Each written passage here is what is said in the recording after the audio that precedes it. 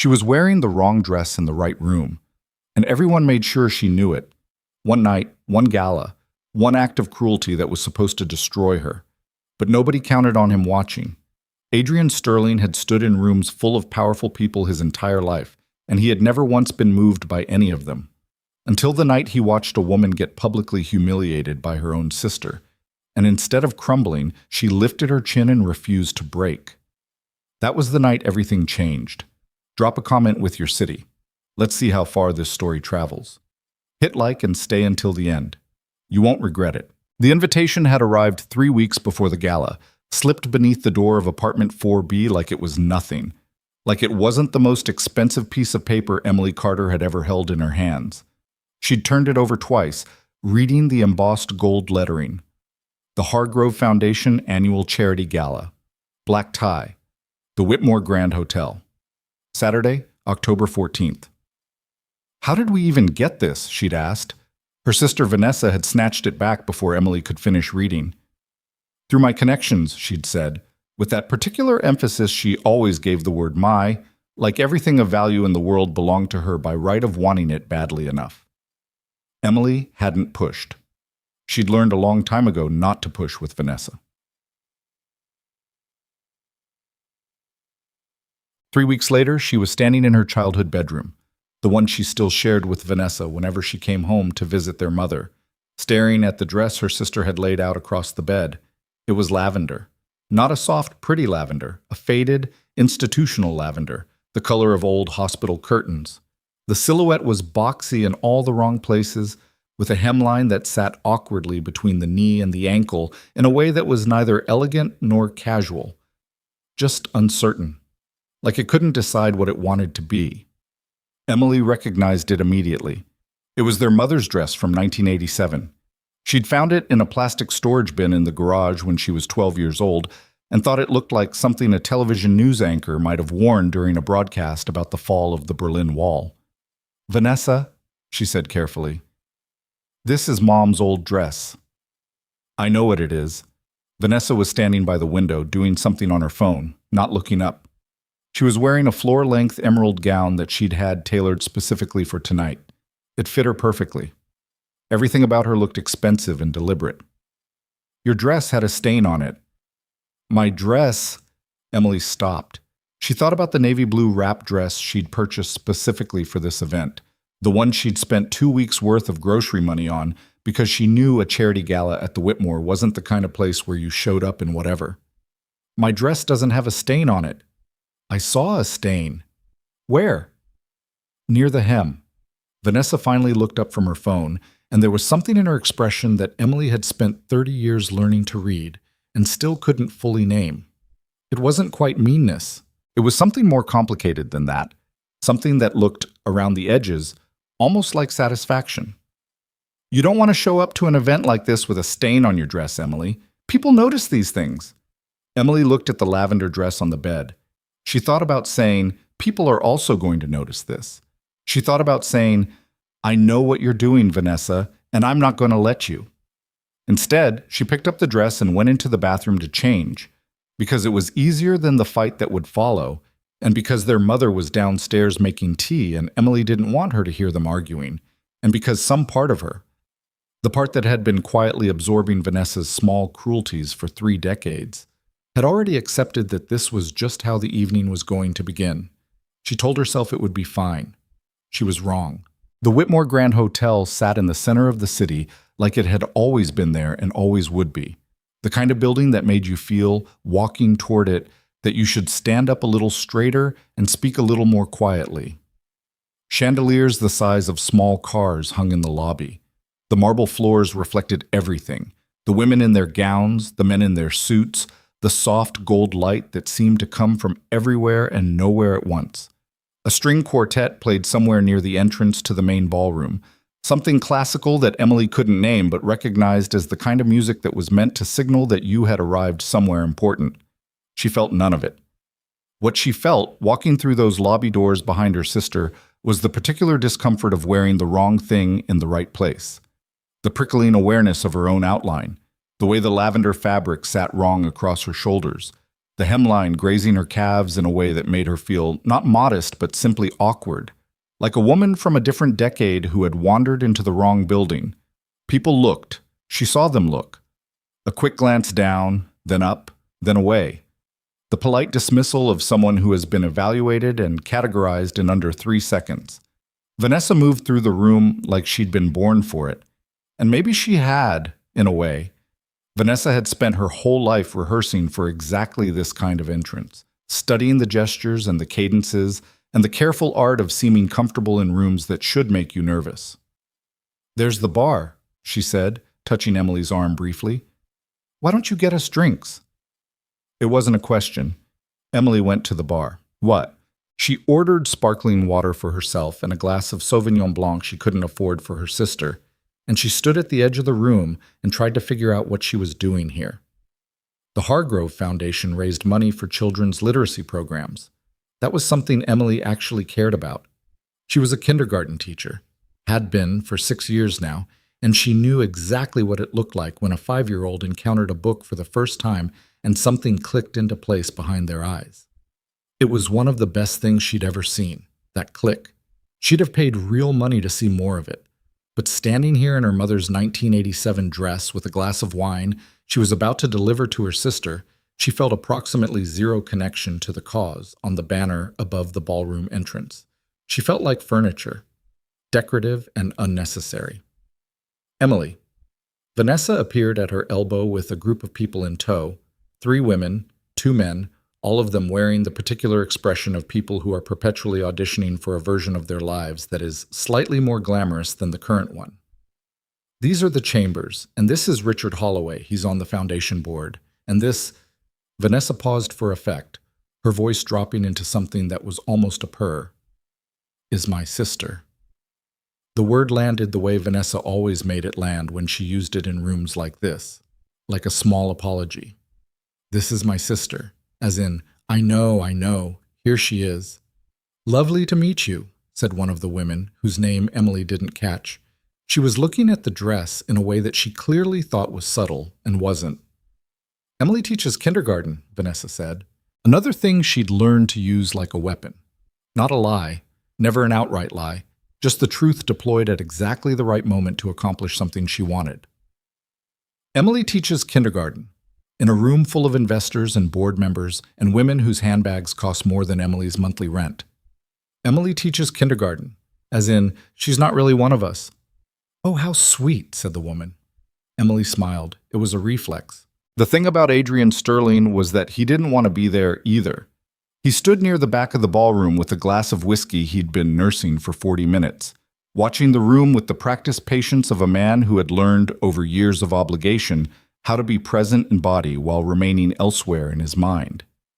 He was 32 years old, and he had $17 billion and a 5-year-old son named Max, who had asked him that morning, very seriously, whether he absolutely had to go to the party, because they had been in the middle of building a Lego spaceship and it wasn't going to build itself.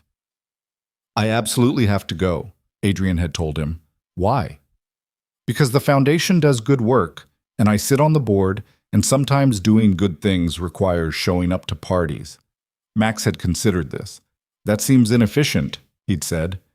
Adrian had laughed for the first time in what felt like several days. He'd ruffled his son's hair, kissed him on the top of his head, told Mrs. Huang she could put him to bed at 8:30, but that Max would try to negotiate for 9, and then he'd put on his tuxedo and driven to the Whitmore and stood in this corner for 40 minutes thinking about a half-finished Lego spaceship. He was not, as a general rule, the kind of man who attracted attention by standing still. He attracted attention constantly, relentlessly, in ways he'd mostly stopped noticing because the alternative was going insane. Women engineered reasons to be near him. Men engineered reasons to do business with him. Everyone in every room wanted something from him, and they were generally very charming about it, and he was generally very tired of it. So he stood in his corner and he watched the room, because that was what he did at parties. Watched, assessed, and waited for it to be over. That was how he saw her. He noticed the dress first, because it was impossible not to. It stood out in the room the way a wrong note stands out in a piece of music. Not ugly exactly, just profoundly out of place. The woman wearing it was standing near the center of the room with a small group, and something about her posture caught his attention. The careful stillness of someone trying very hard to take up as little space as possible. He watched. He watched the woman beside her, sleek, composed, holding court, say something to the group with a small gesture toward the woman in the lavender dress.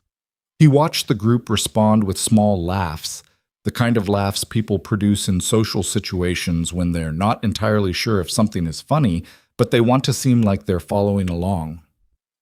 He watched the woman in the lavender dress go very still. And then, this was the part that he would remember later, would keep returning to in his mind the way you keep returning to something you can't quite categorize. She didn't crumble. She didn't excuse herself, didn't look at the floor, didn't do any of the things a person does when they've been humiliated in front of witnesses. She did something that was somehow worse and better than all of those things. She smiled. A genuine, careful, dignified smile aimed at no one in particular, and then she turned slightly away from the group in a gesture that was so calm it almost looked like a choice, like she was choosing not to be destroyed by this. Adrian had been in a lot of rooms full of powerful people. He had been in rooms full of brilliant people, ruthless people, charming people, terrifying people. He had watched a lot of human behavior from a lot of corners. He could not remember the last time he'd seen someone demonstrate that particular kind of quiet strength. He put down his whiskey and started moving through the crowd. The confrontation, if you could call it that, because Vanessa would never have called it that, would have called it instead a helpful observation or just being honest, happened near the center of the ballroom, in front of the kind of audience that made it worse. It started because a woman named Patricia Chambers said, in the particular tone that wealthy women sometimes use when they're being welcoming, that Emily's dress was so unique, so retro, and Vanessa had seen an opening and walked right through it. "It's our mother's," Vanessa said pleasantly. "From the 80s. Emily had a little incident with her actual dress, and we had to improvise." She laughed. It was a warm laugh, a laugh that invited the group to laugh with her, and the group mostly obliged. "I keep telling her she needs to invest a little more in her wardrobe, but you know how teachers are. They're always spending their own money on their classrooms. So selfless." She made it sound like a deficiency. Emily felt it hit her in the chest. That particular impact, not quite pain, more like the recognition of pain, the understanding that something has just been done to you in public and you can't respond the way you want to because you're in public. She felt her face do the thing it always did in these moments, hold a careful, neutral expression while everything below the surface adjusted to absorb the blow. "Well," said Patricia Chambers with a smile that didn't reach her eyes, "it's just a dress." "Of course," Vanessa agreed, still pleasantly. Emily has never been too worried about appearances. That's actually one of her best qualities. She's very, unassuming. The word landed like a verdict. Unassuming. In this room, in this company. Among these people who had paid $2,000 a plate to be here and came, in part because they wanted to be seen. Unassuming was not a compliment. In Vanessa's mouth, in this context, unassuming meant she doesn't belong here, and even she knows it. Emily said quietly, "Excuse me for a moment," and she turned and walked toward the terrace doors because they were the closest exit, and because she needed air, and because if she stood in that circle for one more second, she was going to do something she couldn't take back. The terrace overlooked the hotel gardens, which were lit at night with small, warm lights strung between trees. It was cool outside, the kind of October cool that was a relief after the overheated ballroom, and Emily stood at the railing and looked at the lights and breathed. She wasn't crying yet. She was in the stage before crying, the stage where everything feels very bright and very clear and very fragile, like the world has developed a thin, tight surface that might break if you press on it. She heard the door behind her open and she stiffened, hoping it wasn't Vanessa coming to check on her, which would have been worse in its own way, the concern that wasn't concern, the soft follow-up cruelty. It wasn't Vanessa. "You looked like you needed air," said a man's voice. "I apologize. I wasn't trying to follow you. I was looking for a reason to leave the party, and you gave me one." She turned. He was tall. She registered that first, and then the tuxedo, and then the face, which was the kind of face that belonged to someone who had been in magazines, not because it was conventionally handsome, but because it had specificity, a strong jaw that was slightly uneven, dark eyes that were watching her with an expression she couldn't immediately read.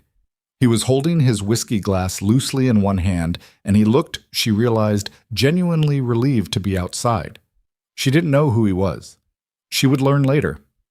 In this moment, he was just a man who had apparently followed her to the terrace, and she was too tired to be politely evasive.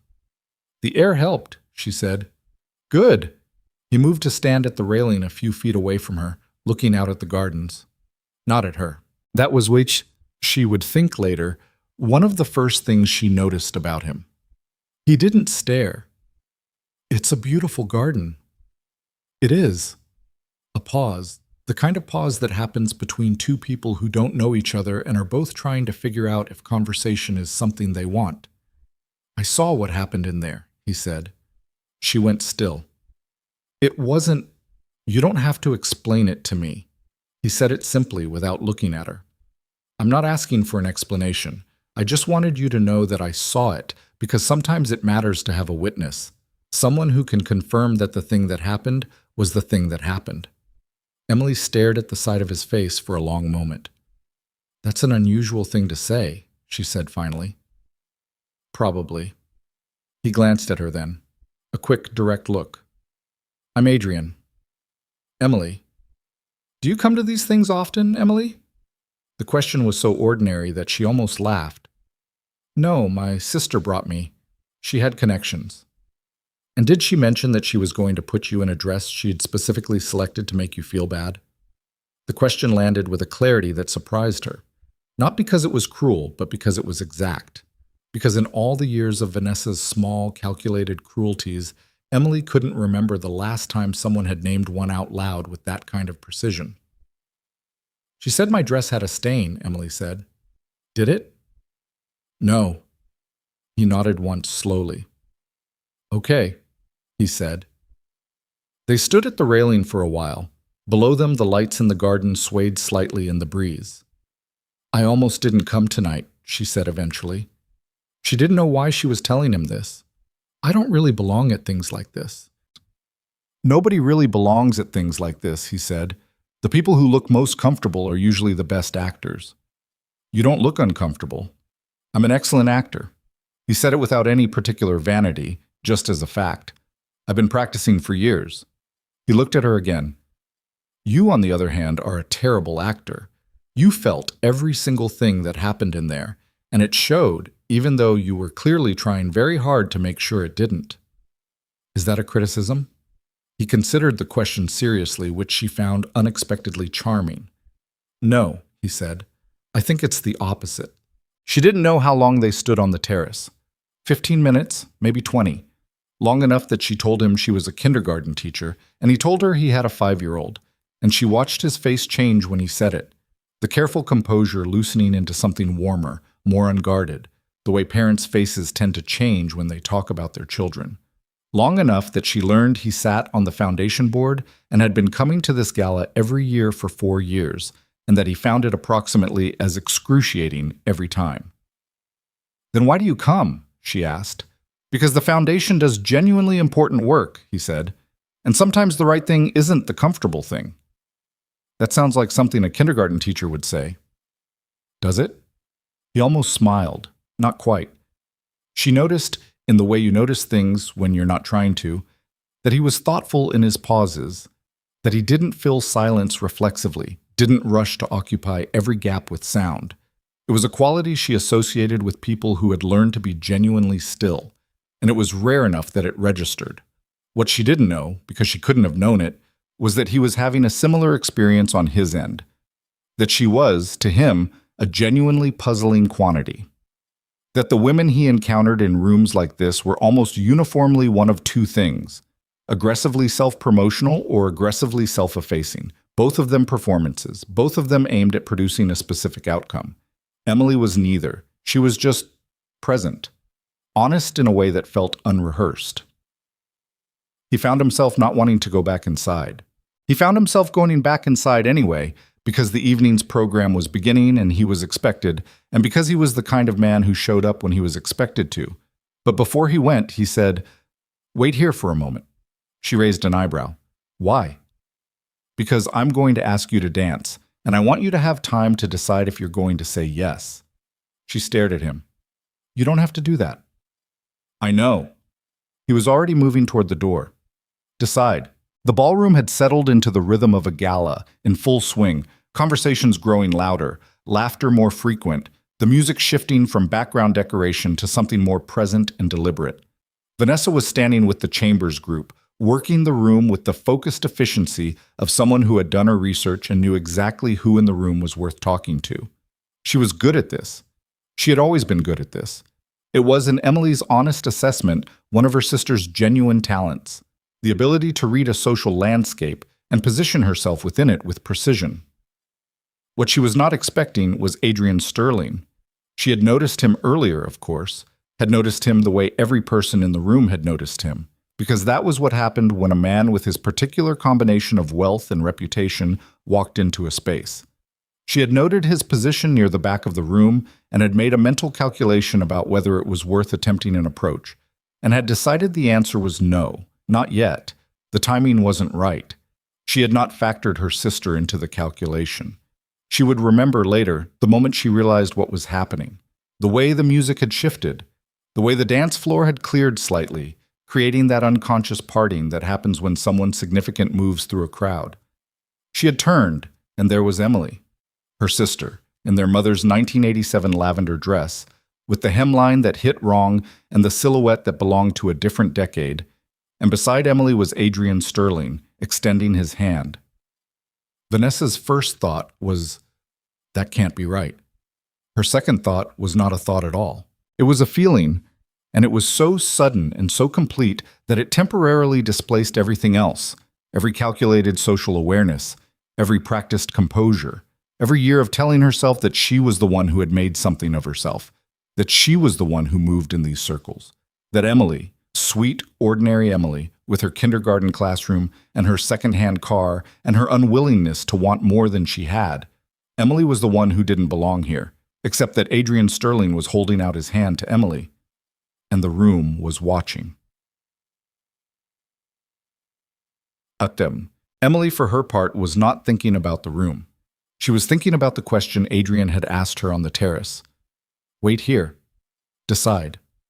She was thinking about the fact that she had decided, and that the decision had surprised her, and that she was not entirely sure what she was doing, but that standing here with this man she'd known for 20 minutes, she felt something she hadn't expected to feel tonight, like herself.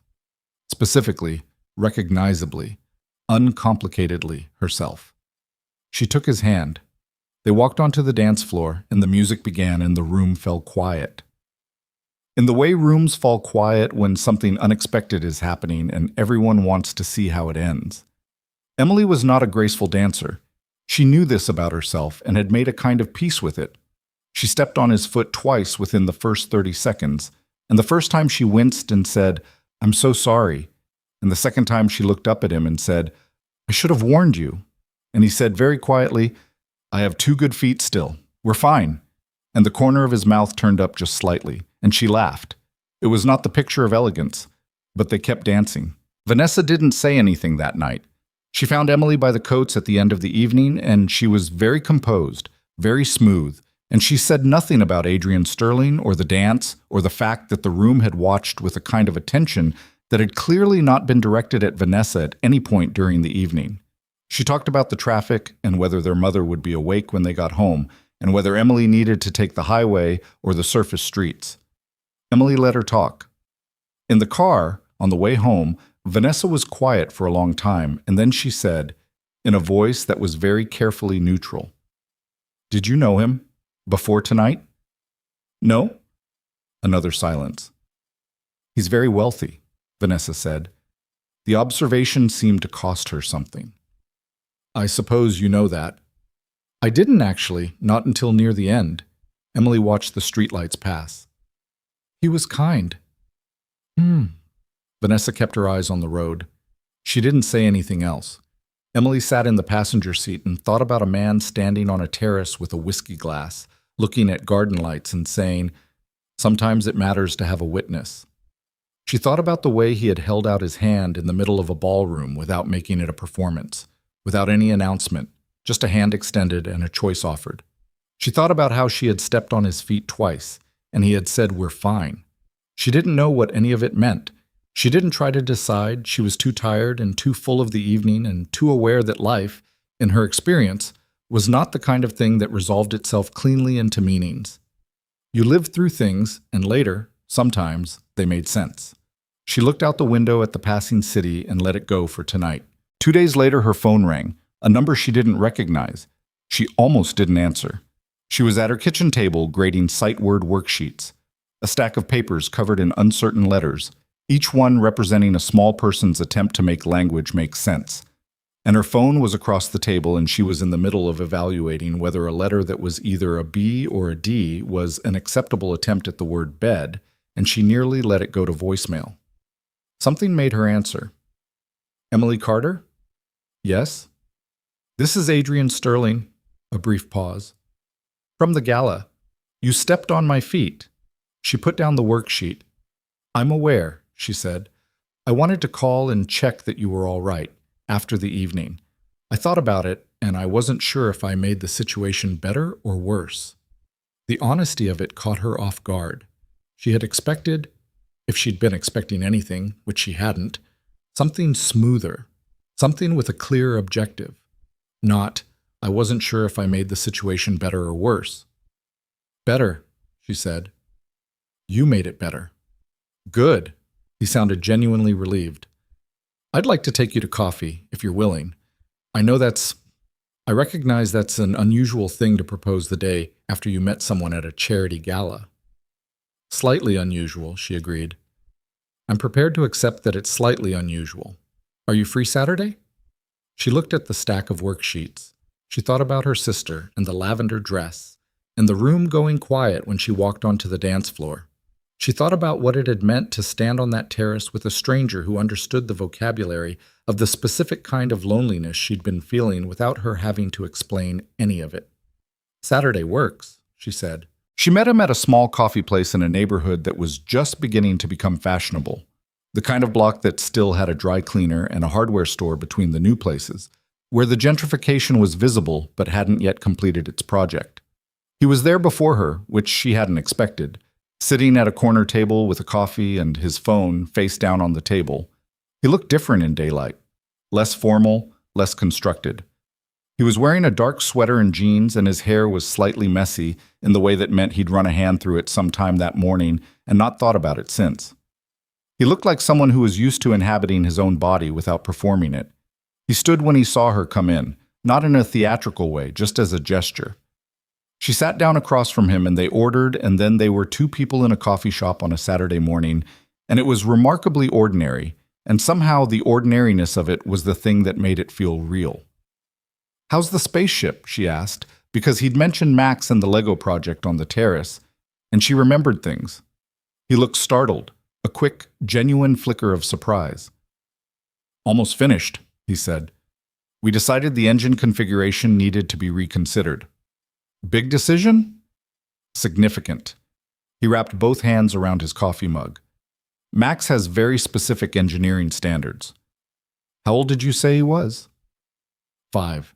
He'll be 6 in February. He said it the way parents say their children's ages, with a precision that implied the specific number mattered, that 5 and 6 were not interchangeable quantities. "He's a serious kid. He was born serious. I have no idea where he gets it." "You seem fairly serious yourself." "I seem serious. He is serious. There is a distinction." He paused. His mother was serious too. She was the one who kept both of us honest. She died when Max was 2. He said it plainly, without preamble, and she respected that. The people she knew who had experienced grief tended to fall into 2 categories: those who never mentioned it, building silence around it like a wall, and those who offered it up immediately, weaponizing it into a narrative. He did neither. He just stated it as a fact about the landscape of his life. "This is a thing that happened. Now you know." "I'm sorry," she said. "Thank you." He met her eyes. "I don't say it to create a moment.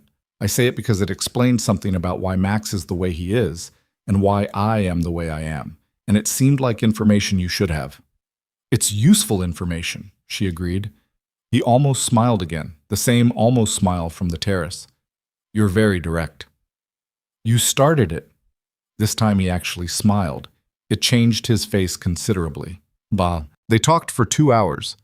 Later she would have trouble accounting for all of it.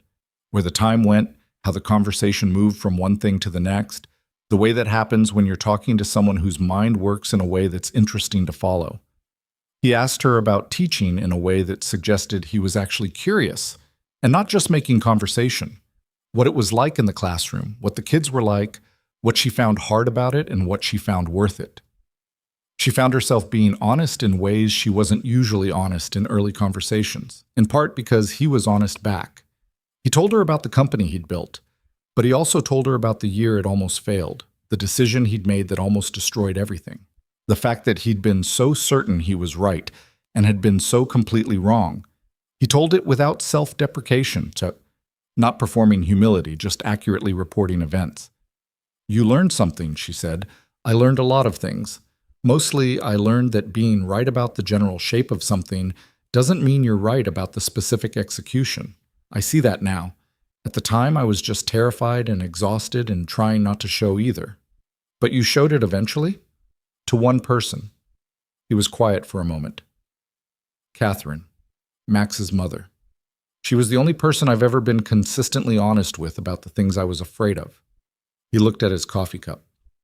I don't actually know why I'm telling you this. Maybe because I'm a stranger. Maybe.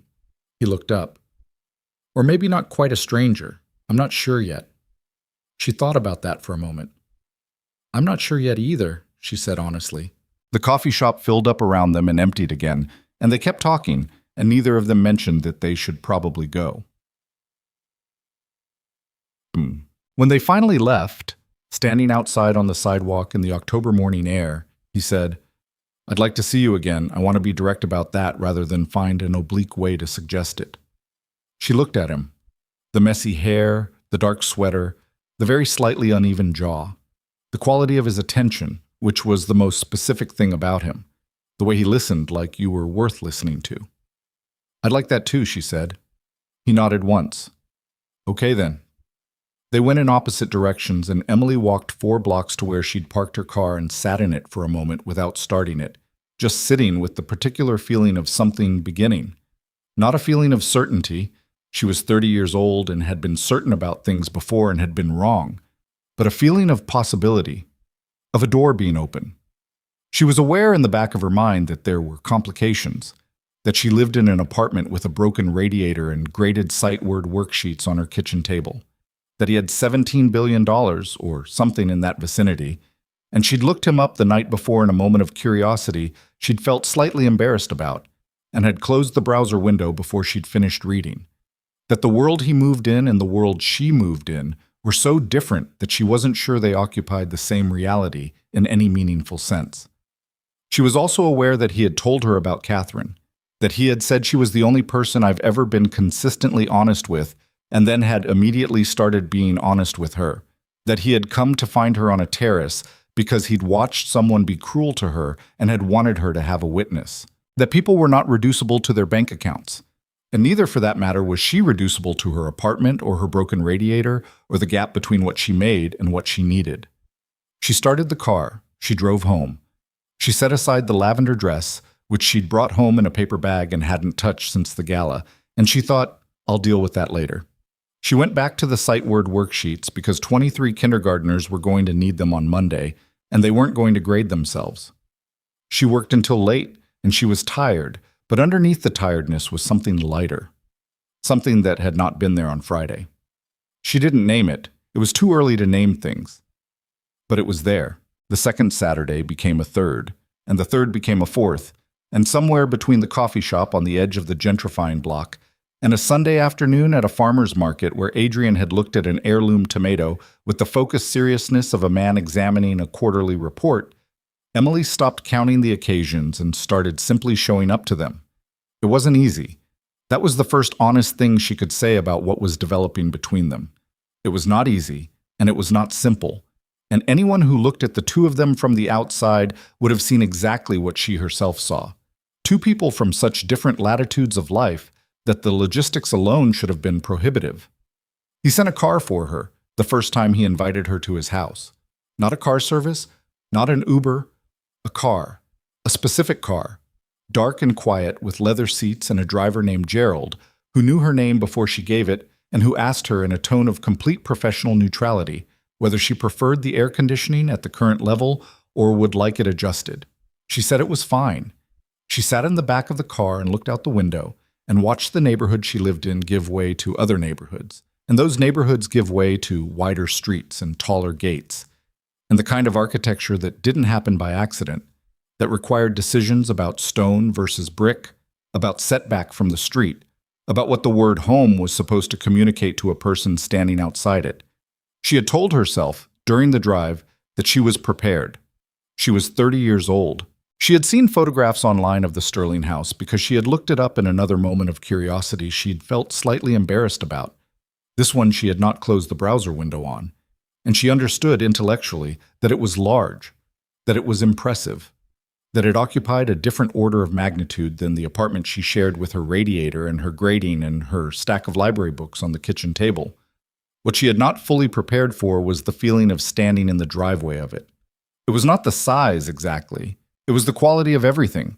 The way even the gravel under her feet had been chosen deliberately. The way the trees along the drive had been placed to create a sense of arrival. The way the house itself sat back from the world with a kind of settled authority that said, "I have been here a long time, and I expect to be here considerably longer." It was the feeling of being somewhere that had resources she didn't have language for. She stood in the driveway for a moment longer than was probably natural. Then the front door opened and a small person in a dinosaur sweatshirt came running down the steps at a speed that suggested the concept of caution was entirely theoretical. "Are you Emily?" the small person demanded, stopping about 18 inches from her with the absolute confidence of someone who had not yet learned that demanding information from strangers was considered socially unusual. She crouched down to his level, which put them approximately eye to eye.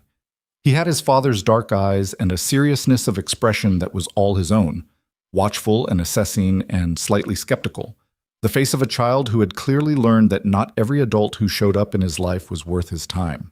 "I'm Emily," she said. "Are you Max?" "Yes." He examined her with the thoroughness of a small scientist. "My dad says you're a teacher. Kindergarten, for kids about 2 years younger than you. Do they know how to read yet?" "That's what we're working on." He appeared to find this acceptable. "I can read," he said. "Not boasting, just reporting a fact." "I've been reading since I was 4. What do you like to read?"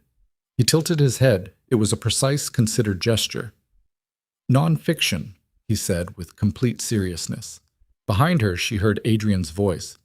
"Max, you were supposed to wait inside." "I did wait inside, then I came outside."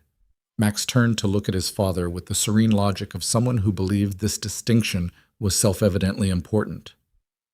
"Those are different things." Adrian had come down the steps and was standing beside Emily now, and he looked. She caught it in the half-second before he composed himself. Mortified.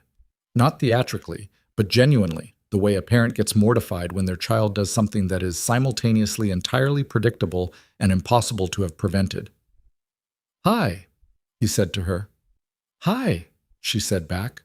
Max looked between the two of them. "Are you going to be awkward for long?" he asked. "Because the spaceship still needs the landing struts." Emily laughed. A real laugh, not a polite one.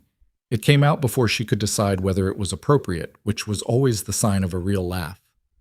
Adrian looked at her when she laughed, and something in his face shifted slightly.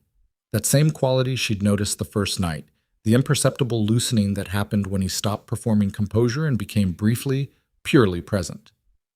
"Landing struts first," he said to Max, "then dinner." Max nodded, satisfied, and turned and walked back up the steps with the purposefulness of someone who had places to be. They followed him inside. The inside of the house was not what she had expected either. She had expected it to feel like a showroom, something curated and impressive and slightly cold, the way she'd always imagined the houses of wealthy people from the outside. Instead, it felt like a place where a person actually lived, which is a different thing entirely. There were books on actual shelves, not decorative arrangements of spines, but real stacks of actual books, with broken spines and bookmarks sticking out of them. There was a child's drawing taped to the refrigerator in the kitchen, a spaceship, she assumed, rendered in crayon with the confident structural inaccuracy of a 5-year-old who knows exactly what he wants to communicate. There were shoes by the door that weren't arranged neatly. There was evidence everywhere of a real and ongoing life.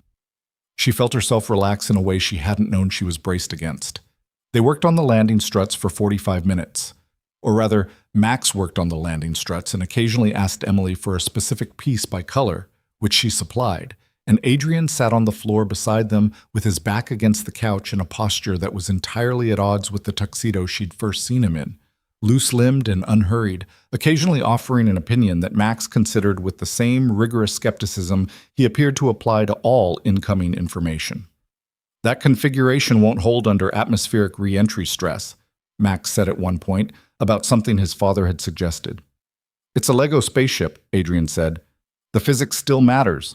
"Correct," Emily said without looking up from the piece she was searching for. Adrian looked at her. She could feel it without seeing it.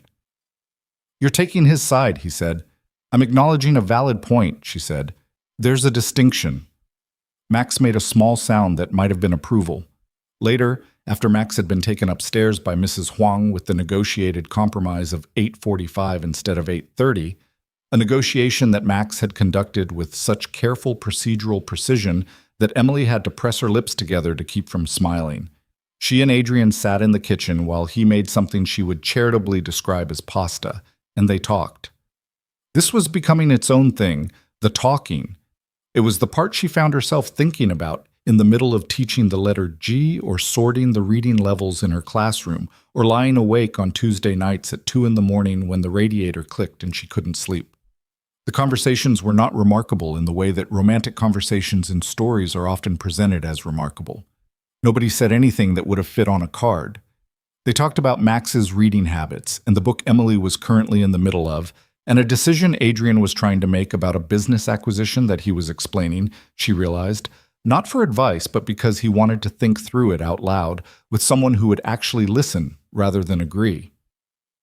"What happens if you don't do it?" she asked. "Nothing immediately. The company continues as it is." "And if you do?" "Maybe a lot. Maybe nothing." He stirred the pasta. "That's the honest answer. The projection models say one thing. My instinct says another. I've been wrong about both before. Which one is winning right now?" He paused. "Instinct," he said. "It usually does." He glanced at her. "That's not necessarily a compliment to myself. Instinct can be another word for what you want to believe." She thought about that. "What does instinct say about the acquisition specifically?" "That the numbers are real, but the culture isn't. That you can buy a company and not buy the thing that made it worth buying." Turned off the stove. "That some things don't transfer." "Do you want to believe that?" He looked at her for a moment. "I want to believe I can tell the difference," he said. "That's a different thing." This was what the conversations were like. Not romantic, not in the traditional sense, but intimate in a way that she was finding harder and harder to minimize. The pasta was not very good. She ate it anyway and told him it was good, and he said, "You don't have to do that." And she said, "It's fine." And he said, "It's overcooked and I know it." And she said, "Okay, it's a little overcooked." And he laughed, and she decided that she liked his laugh. Not the almost smile, which she'd seen several times now, but the real laugh, which was not elegant at all, which was in fact somewhat ungainly and entirely sincere.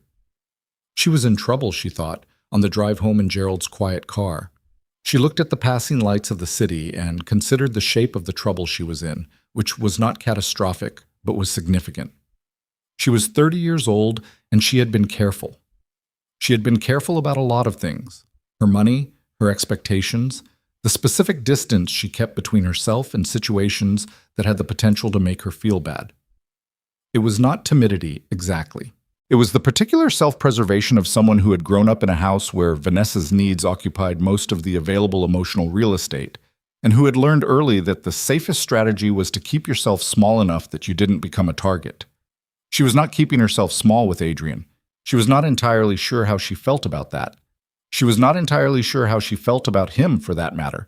She was not someone who moved fast, and she was wary of the particular intoxication of being chosen, of the way it felt to have someone pay attention to you in a room full of other options, and the temptation to confuse that feeling with something more solid and durable than it might actually be.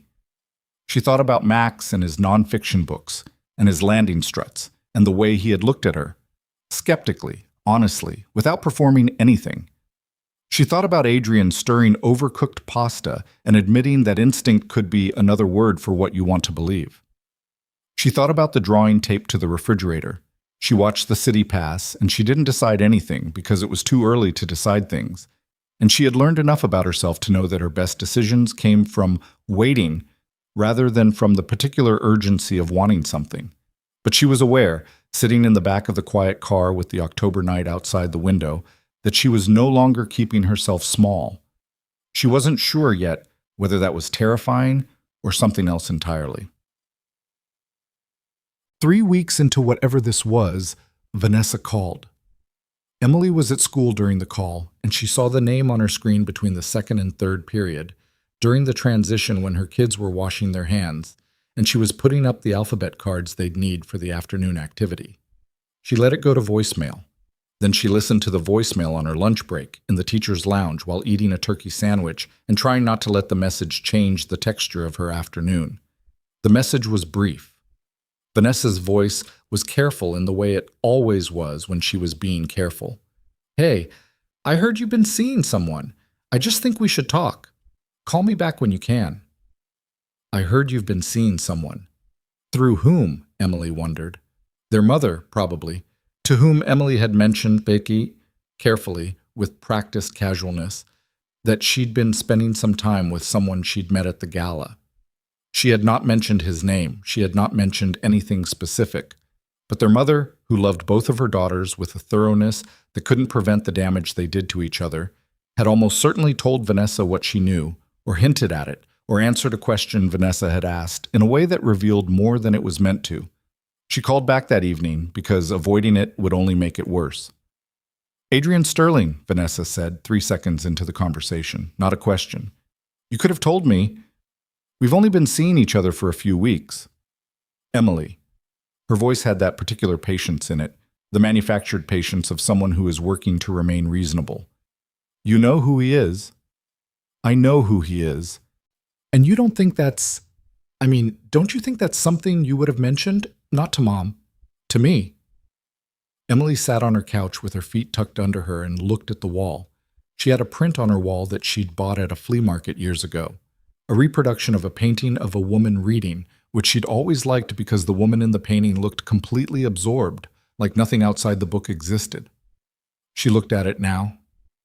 "Vanessa," she said, "why would I have mentioned it to you?" A silence, not the comfortable kind. "Because I'm your sister." "I know you're my sister." She kept her voice even. "You're also the person who put me in Mom's 1987 dress and told everyone it was because my dress had a stain on it." Another silence. "That was..." Vanessa started, stopped, started again. "I was trying to help you not look out of place. You wouldn't have fit in with those people in whatever you were going to wear. You hadn't seen what I was going to wear."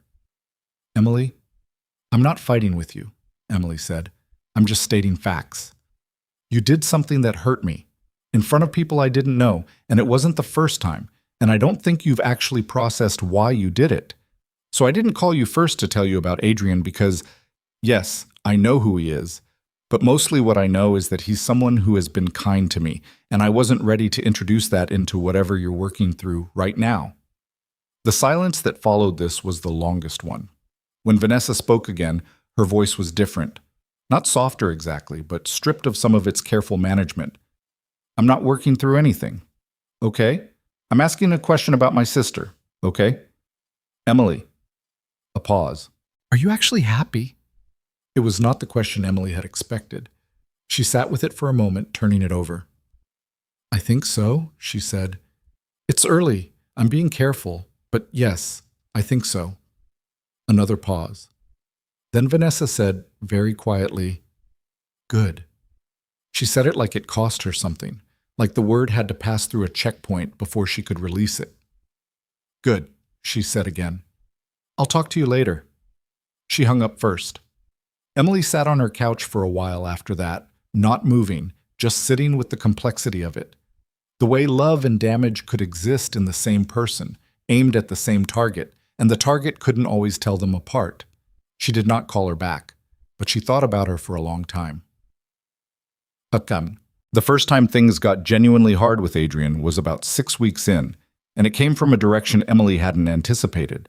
Not from the wealth, not from the difference between their worlds, but from a Wednesday evening when Max had a nightmare and woke up at 11 o'clock calling for his mother. Emily wasn't there. She was home in her apartment, but Adrian told her about it the next day, in the flat, straightforward way he had of reporting facts about his emotional landscape. And what she heard underneath the facts was something that she recognized: the specific helplessness of someone who is faced with a wound they cannot fix. "He knows she's gone," Adrian said. They were in the car, driving back from a lunch that had been interrupted by 2 separate phone calls he'd had to take, and one she'd spent eating her salad alone for 11 minutes while he paced outside the restaurant window.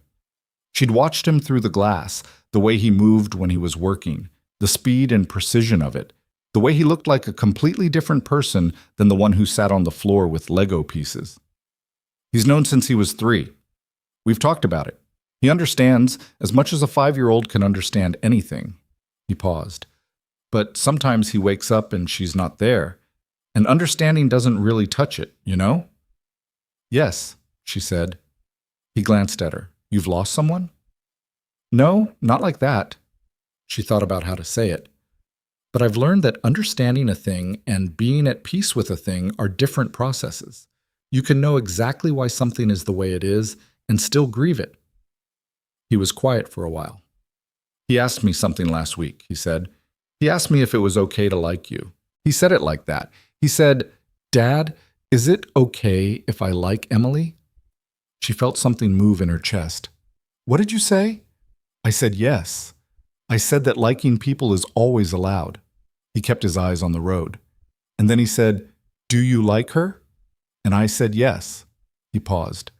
And he considered that for about 30 seconds, and then he said, "Okay," and went back to his book. Emily looked out the window. "Non-fiction?" she said. "Volcanoes," he said. She was quiet for a moment. "Adrian," she said. "Yeah. I want to be honest with you about something." He nodded. "Okay. I'm trying to be careful about what I'm becoming to Max. Because he's 5 and he just told his father it was okay to like someone, and that's a significant thing to do. And I don't want to be someone who gets attached to him. And then I just want to be honest that I'm thinking about that I'm not taking it casually." He looked at her for a moment, a quick, direct look. "I know," he said. "I'm thinking about it too." He turned back to the road. "I wouldn't have introduced you to him if I wasn't." "I know that." "Okay," he said. They drove in silence for a while. It was not an uncomfortable silence. It was the kind of silence 2 people occupy when they've said something true and are letting it settle before they build on top of it. "He woke me up at 11:30 last night," Adrian said eventually. "And I went into his room, and he was sitting up in bed, and I asked him what the nightmare was about, and he said," he stopped. His jaw tightened for a moment. "He said he dreamed that he couldn't remember what her voice sounded like." Emily said nothing. "She used to sing," Adrian said. "She had a terrible singing voice, genuinely bad. She sang anyway." "It was one of the things she did that drove me crazy in the best way possible." He paused. "I have videos. I showed him one afterward. At midnight, sitting on his bedroom floor with my phone. He watched it twice, and then he said, 'Okay,' and went back to sleep." He exhaled. "I sat outside his room for an hour after that." "Of course you did," she said. He glanced at her. "You say that like it's obvious." "Because it is." He turned back to the road. His hands on the wheel were not entirely steady. This was the part of him, she thought, that he didn't let people see. The competent exterior was real. The man who built things and made decisions and occupied rooms with authority. That was real, not a performance. But this was also real.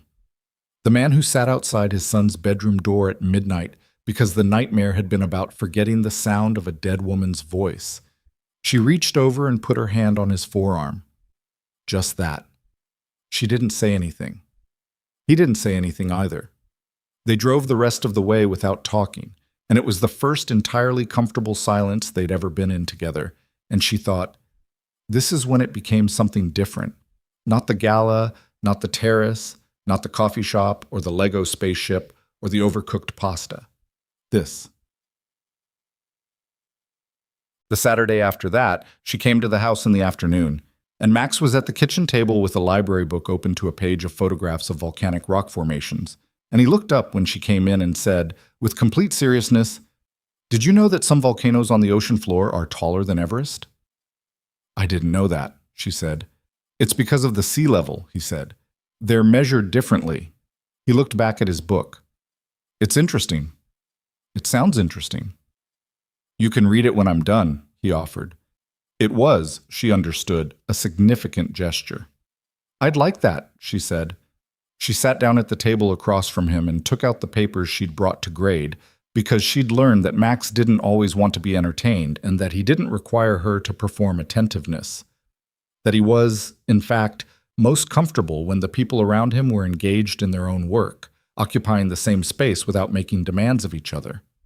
They sat like that for a while. Max reading about volcanoes, Emily grading phonics assessments, the house quiet around them in the way of a house where somebody is actually home. Adrian came in from his office and stopped in the doorway of the kitchen and just stood there for a moment, looking at the two of them at the table. He didn't say anything. He went to the kitchen counter and made himself coffee, and then he sat down at the table with his laptop, and the three of them worked in the same room, and nobody talked much. And it was the most comfortable Emily had felt in longer than she could remember. She didn't examine it too closely because she'd learned that examining something too closely could be another way of deciding it wasn't allowed to be what it was. She just sat at the table and graded her papers and let it be what it was. The thing about happiness is that it tends to be visible, not always in dramatic ways, not in the ways that make good stories, the way grief or triumph or anger is visible. Happiness shows up in smaller things, in the way you answer when someone asks how you're doing, and whether you reach for your phone in idle moments or let the idleness just be idle, in what you look forward to when you wake up on a Saturday morning. Emily's mother noticed first because mothers tend to. "You look different," her mother said, on a Sunday afternoon in November, sitting across from Emily at the kitchen table in the house where Emily had grown up, with cups of tea between them and the particular quality of afternoon light that comes through north-facing windows in autumn. "Good different." "It's cold," Emily said. "I got a new coat." "It's not the coat." Her mother wrapped both hands around her mug.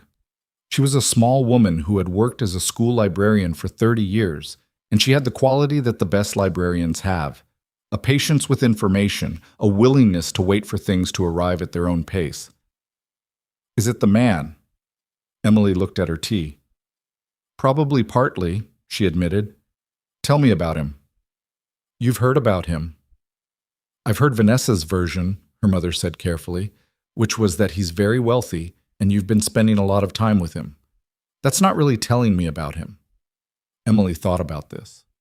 She thought about what she knew, by now, that was actually worth telling. "He's a father first," she said.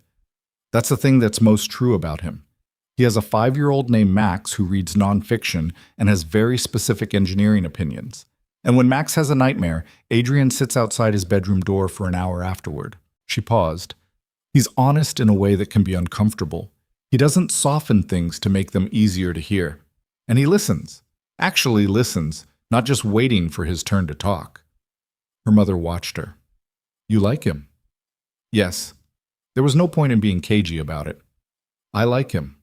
I'm also being careful because there are 100 good reasons to be careful, and I'm not in the habit of ignoring good reasons." "What are the good reasons?" Emily looked at the window. The light was going thin and golden, the way it does in November when the afternoon is almost done. "He's in a different world," she said. "Not just the money, the everything. The way he moves through the world, the things he has access to, the things that are normal for him that I have no reference point for. And there's Max, which is its own category of careful. And there's... She stopped. What? She was quiet for a moment. I'm not very experienced at being cared about, she said. That's not self-pity. It's just true. I've spent a lot of years making myself unobtrusive, and someone paying attention to me is... It takes some getting used to. I want to make sure I'm responding to him and not just to the feeling of being noticed. Her mother was quiet for a moment. Then she said, That's a very self-aware thing to know about yourself. I've had a lot of time to think about it. Vanessa's not... Her mother stopped, started again. She doesn't mean it the way it comes out. You know that. Emily looked at her. There were things she could have said to this. She said the one that was most accurate. I know she doesn't mean it to go as far as it goes. I'm not sure that's quite the same thing. Her mother looked at the table. She had the expression of a woman who has spent decades loving two people who hurt each other and has never found a good solution to this. I'm not angry at her, Emily said, which was mostly true.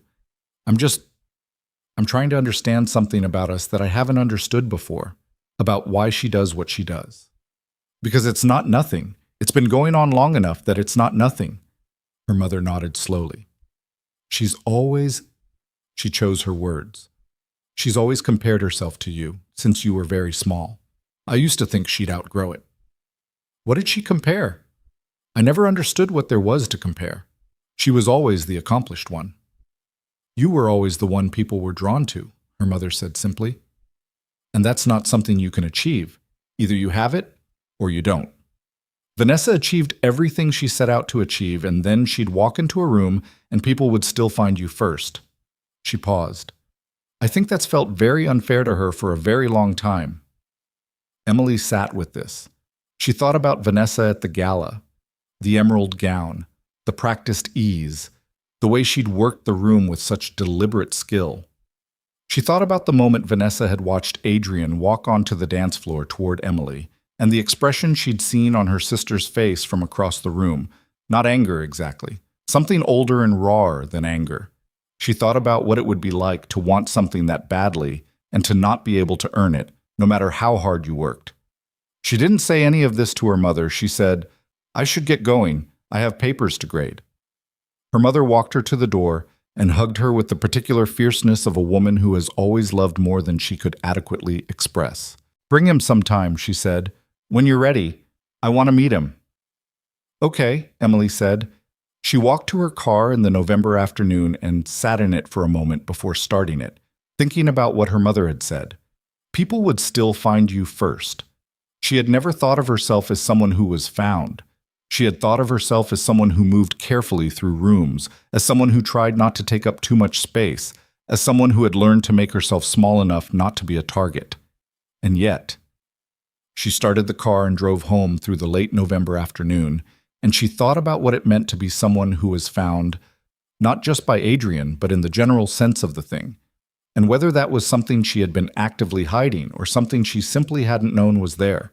She thought about a man on a terrace saying, sometimes it matters to have a witness. She thought about a 5-year-old asking his father if it was okay to like someone. She drove home. She graded her papers. She went to bed at 10:30 with her library book and her clicking radiator and the feeling, cautious, careful, genuinely unfamiliar, that something in her life was shifting in a direction she hadn't planned for and could not yet fully see. She let it shift. She was terrified. She let it shift anyway. December came in cold and specific, the kind of cold that has intention behind it. Not the vague chill of late autumn, but real winter, settling in with the permanence of something that planned to stay. Emily's classroom smelled like construction paper, and the particular brand of hand sanitizer the school district bought in bulk. And her 23 kindergartners were entering the phase of the year where the novelty of school had worn off enough that the real personalities were beginning to show. She loved this phase, she always had. The first 6 weeks of the school year were performance. The children performing their best behavior, she performing her most welcoming authority. But by December they had all stopped performing and were simply being, which was when the real work happened, and when, if she was honest, the real reward did too. She knew which of her kids needed to hold something tactile to concentrate, which ones were listening even when they looked distracted, which ones were 3 months ahead of where they appeared to be, and which ones were working harder than they let on. She knew Marcus picked at the corner of his worksheet when he was struggling with something he didn't want to ask for help with, and that Lily preferred to be called on rather than to volunteer, and that both of those things were information she could use. This was the work she actually knew how to do. The terrain of it was familiar in a way that nothing else in her life had been, lately. She was at her desk during the lunch hour, writing progress notes, when her phone buzzed with a message from Adrian. Max wants to know if you'll be here Saturday. He has a hypothesis about the spaceship's fuel efficiency that he wants to test, and apparently I'm not qualified to assist. She read it twice and felt the particular warmth of it. Not the dramatic heat of something new, but the steadier warmth of something that was becoming a pattern, becoming reliable, becoming the kind of thing you could count on when you added it to the category of things you could count on. She typed back, "Tell him I'll bring my calculations." The response came 40 seconds later. He says, "Good. I say thank you. Those are different things, but both are true." She put the phone face down on her desk and went back to her progress notes, and the warmth stayed. It had been 2 months since the gala. 2 months of Saturdays and a handful of weekday evenings, and 3 Sunday afternoons at the house with Max and his books, and his precise evaluating silences. 2 months of learning the specific texture of who Adrian Sterling was when he wasn't performing capability, the habits and preferences and small irritabilities and moments of genuine tenderness that added up, gradually, to a person rather than a public figure. She knew that he took his coffee without sugar, and that this was a point of mild pride with him, the way small austerities sometimes are with people who have access to every comfort. She knew that he read contracts the way other people read novels. Intensely, in long, uninterrupted stretches, with the focused absorption of someone who found the precise architecture of language genuinely interesting. She knew that he was a worse driver than Gerald by a significant margin, and that this annoyed him. She knew that he sometimes called her on weeknight evenings, not to say anything particular, but simply to talk while he made Max's dinner, and that these were some of her favorite conversations because the absence of agenda made them honest in a different way than conversations with agenda tended to be. She knew that he was still learning how to include someone in the life he'd built around the absence of inclusion, that there were moments when she could feel him pulling back slightly. Not from her specifically, but from the vulnerability of needing someone again, which was a different thing and one she recognized. She did not push. She was constitutionally incapable of pushing, which was both her best and worst quality depending on the situation. What she did not know yet, what she would not know until it arrived with the particular violent clarity of things that have been building underground for a long time, was how much damage her sister was still capable of doing. That arrived on a Thursday evening in December. Their mother called at 7:15, which was unusual. Their mother generally had sent texts exclusively for the last 4 years with the comfortable efficiency of a woman who had discovered that texting eliminated the need to think of a way to end a phone call. "Mom?" Emily had her laptop open on the couch, was in the middle of downloading a new set of phonics resources her colleague had recommended. "Is everything okay?" "I need you to come over," her mother said. Her voice had the quality of someone who has been sitting with something for a while and has finally decided they can't sit with it alone anymore. "Vanessa is here. She came this afternoon. I think you need to hear this." "Hear what?" A pause. "Please just come, Emily." She came. Vanessa was sitting at the kitchen table when Emily arrived, and the sight of her was slightly shocking, not because of anything dramatic, but because of the absence of the usual careful assembly. Vanessa was always put together. It was a discipline she maintained the way some people maintain physical fitness, with daily commitment and visible result. But tonight her hair was pulled back without particular attention, and she was wearing an ordinary sweater, and she looked like a woman who had recently cried and had stopped bothering to manage the evidence of it. Their mother was standing by the counter with her tea, performing the particular task of making herself invisible that she had been performing for most of their adult lives, when both daughters were in the same room. Emily sat down across from her sister. "Vanessa." Vanessa looked at the table. "I did something," she said. The words landed flat and without preamble, and Emily felt the particular alert of someone who has learned that this specific combination, her sister, the table, those words, generally precedes information she won't enjoy having. "Okay," she said carefully. I called someone at the Sterling Group. Vanessa kept looking at the table. Someone I know through one of my professional contacts who works in their PR division. I called her and I told her that I suggested that you were seeing him for reasons that weren't. She stopped. That you had a plan, that you were deliberate about it. The silence that followed was very complete. Emily sat with what she'd just heard, examining it from several angles the way you examine something that doesn't make immediate sense, hoping that one of the angles will resolve it into something more manageable. It didn't resolve. You told someone at his company, Emily said slowly, that I was pursuing him deliberately for his money. Vanessa said nothing. Did it go further than her? I don't know. It came out almost inaudibly. I don't know if she said anything to anyone or if I don't know. Emily stood up. She was not a person who stood up dramatically. As a general rule, she was someone who stayed seated, who modulated, who chose the measured response. Standing up was involuntary. The body's response to something the mind hadn't fully processed yet. Why? She said. Vanessa finally looked up. Her eyes were red-rimmed and her expression had the specific openness of someone who has stopped defending themselves, which was an expression Emily was not accustomed to seeing on her sister's face, and it made things simultaneously better and worse. Because I was angry, Vanessa said. Because you have something and I. She stopped, started again, and what came out was more accurate. Because it should have been me. What should have been you? Him noticing, someone like him noticing. She said it with a rawness that was almost painful to hear. Do you have any idea what I've done?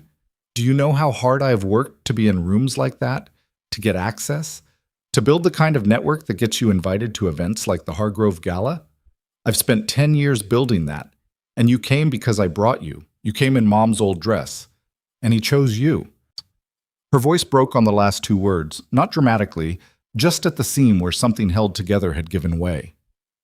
He didn't see me at all. I was right there, and he didn't see me at all. Emily stood on her side of the table and looked at her sister. She thought about what her mother had said on that November Sunday. People would still find you first. She had sat with that observation for weeks, had turned it over, had tried to understand what it meant about her and about Vanessa and about the specific shape of the thing between them. And she had not arrived at understanding, not fully, but she had arrived at something adjacent to it. The outline of Vanessa's pain, which was real even when the things she did with it were not. Vanessa, she said, what you did could hurt him, not me. Me, I can manage, but he has a son and a company and a reputation, and you sent a rumor into that. Do you understand that? Vanessa pressed her lips together. I know. Do you know if it went anywhere? She texted me this afternoon. She said she hadn't said anything to anyone. She said she thought I should know that it was a cruel thing to do and she wouldn't be part of it. A pause. She's right. It was a cruel thing to do. Emily sat back down because she needed to, because her legs were less steady than she would have preferred. She put both hands flat on the table and looked at them. You need to tell him, she said. Vanessa looked up sharply. Emily, I'm not negotiating this. You need to tell him what you did. Not because the information went anywhere, so it didn't, but because he should know, and because you should have to say it out loud to the person you tried to damage. She looked at her sister directly. And because I won't have a secret like that between me and someone I care about. The kitchen was very quiet. Their mother had turned to face the window above the sink. He'll hate me, Vanessa said. Maybe. Emily's voice was steady. That's a consequence of what you did. It's not a reason not to do the right thing now. Vanessa looked at her for a long time. How are you not angrier? She said. I've been waiting for you to be angrier. Emily thought about this honestly. I am angry, she said. I'll probably be angrier later when this has had more time to settle. But right now what I mostly am is tired. She looked at her sister, really looked at her, at the red-rimmed eyes and the uncharacteristic absence of armor. You've been carrying this around since you made the call, haven't you? That's why you came here today. Vanessa didn't answer, but the not answering was itself an answer. That's not nothing, Emily said. The fact that you couldn't sit with it, that's not nothing. She went home that night and sat in her apartment for a long time before she called Adrian. She rehearsed the conversation in her head several times, which was something she rarely did because she generally found rehearsal made things worse. Gave her the lines, but not the flexibility, left her performing rather than just talking. She called him at 9:30. He answered on the second ring. She could hear the house quiet behind him, which meant Max was already asleep. "Hey," he said, "everything okay?" "I need to tell you something," she said. Nothing happened, and it's been handled, but I need to tell you because I said I would be honest with you, and so I'm going to be honest with you, and I want you to know that ahead of time." A brief pause. "Okay," he said. "Tell me." She told him. The silence afterward was different from other silences she'd experienced with him. It had weight. She could feel it through the phone, the specific quality of a person absorbing information and not yet knowing what they think about it. "She works in PR," he said finally. His voice was careful in the way voices get when someone is managing their reaction. "A contact of hers does, in your company's division, but the contact didn't pass it on. She told Vanessa it was cruel and she wasn't going to be part of it." Another silence. "And you're telling me because it happened," Emily said. "Because you should know. And because the only version of this I'm willing to be part of is the one where we're honest with each other about what's actually going on in our lives, including the uncomfortable parts." She heard him exhale. "She's your sister." "Yes." And she deliberately tried to, "Yes." A pause. "Emily, I know. I'm not asking you to choose between, I know that too." She pulled her feet up onto the couch, the way she did when she was bracing for something. "She's going to call you. I told her she needed to. I don't know when, but she will. I wanted you to hear it from me first." He was quiet for a moment. When he spoke again, his voice had changed slightly. Less careful, more direct. "How are you doing with it?" The question caught her slightly off guard, the way his directness sometimes did. "I'm not great," she said. "It's not the worst thing she's ever done to me, but it's the most calculated. And I keep trying to hold both things at once, that she's someone who has caused me real harm, and that she's someone who is genuinely suffering from something she doesn't know how to handle. And those things are both true, and they don't cancel each other out, and I don't know what to do with that." "You don't have to do anything with it tonight," he said. "I know. I mean that literally. You don't have to resolve it tonight." "I know," she said again. And then, because it was true, and she decided that true things were worth saying, "Thank you for not making this about you." A pause. "It affects me," he said, "but it's your sister. That's a different thing." A lot of people wouldn't make that distinction. A lot of people are wrong about a lot of things. She was quiet for a moment. Outside her window, the city made its night sounds, distant traffic, someone's music from a floor above, the specific urban white noise she'd stopped hearing years ago, except in moments when she was very present and very still. "Adrian," she said. "Yeah. I'm sorry she did that. You don't have to apologize for her." "I know. I'm doing it anyway." She paused. "Not on her behalf. On my own. Because she did it partly because of me, and that's part of the story whether I wanted it to be or not." He was quiet for a moment. "Go to sleep," he said. "Not unkindly. I'm not going anywhere. Whatever this is, it'll still be whatever it is tomorrow." She went to sleep. In the morning, it was still what it was. Vanessa called Adrian 4 days later. Emily didn't ask what was said. That conversation belonged to the two of them, and she had enough respect for its difficulty to leave it alone. What she knew was that it happened because Vanessa called her afterward and said, in a voice that sounded scraped clean, "I called him." "How did it go?" A pause. He was very calm. That almost made it worse." Another pause. "He said he appreciated me telling him, and that he hoped I'd take some time to think about why I'd done it." She made a sound that wasn't quite a laugh. "He said it the way a person says something when they're deciding not to say what they actually think." "Maybe," Emily said. "Or maybe that is actually what he thinks." Vanessa was quiet. He asked me one question, she said. He asked me if you knew what I'd done before I called him. I said yes.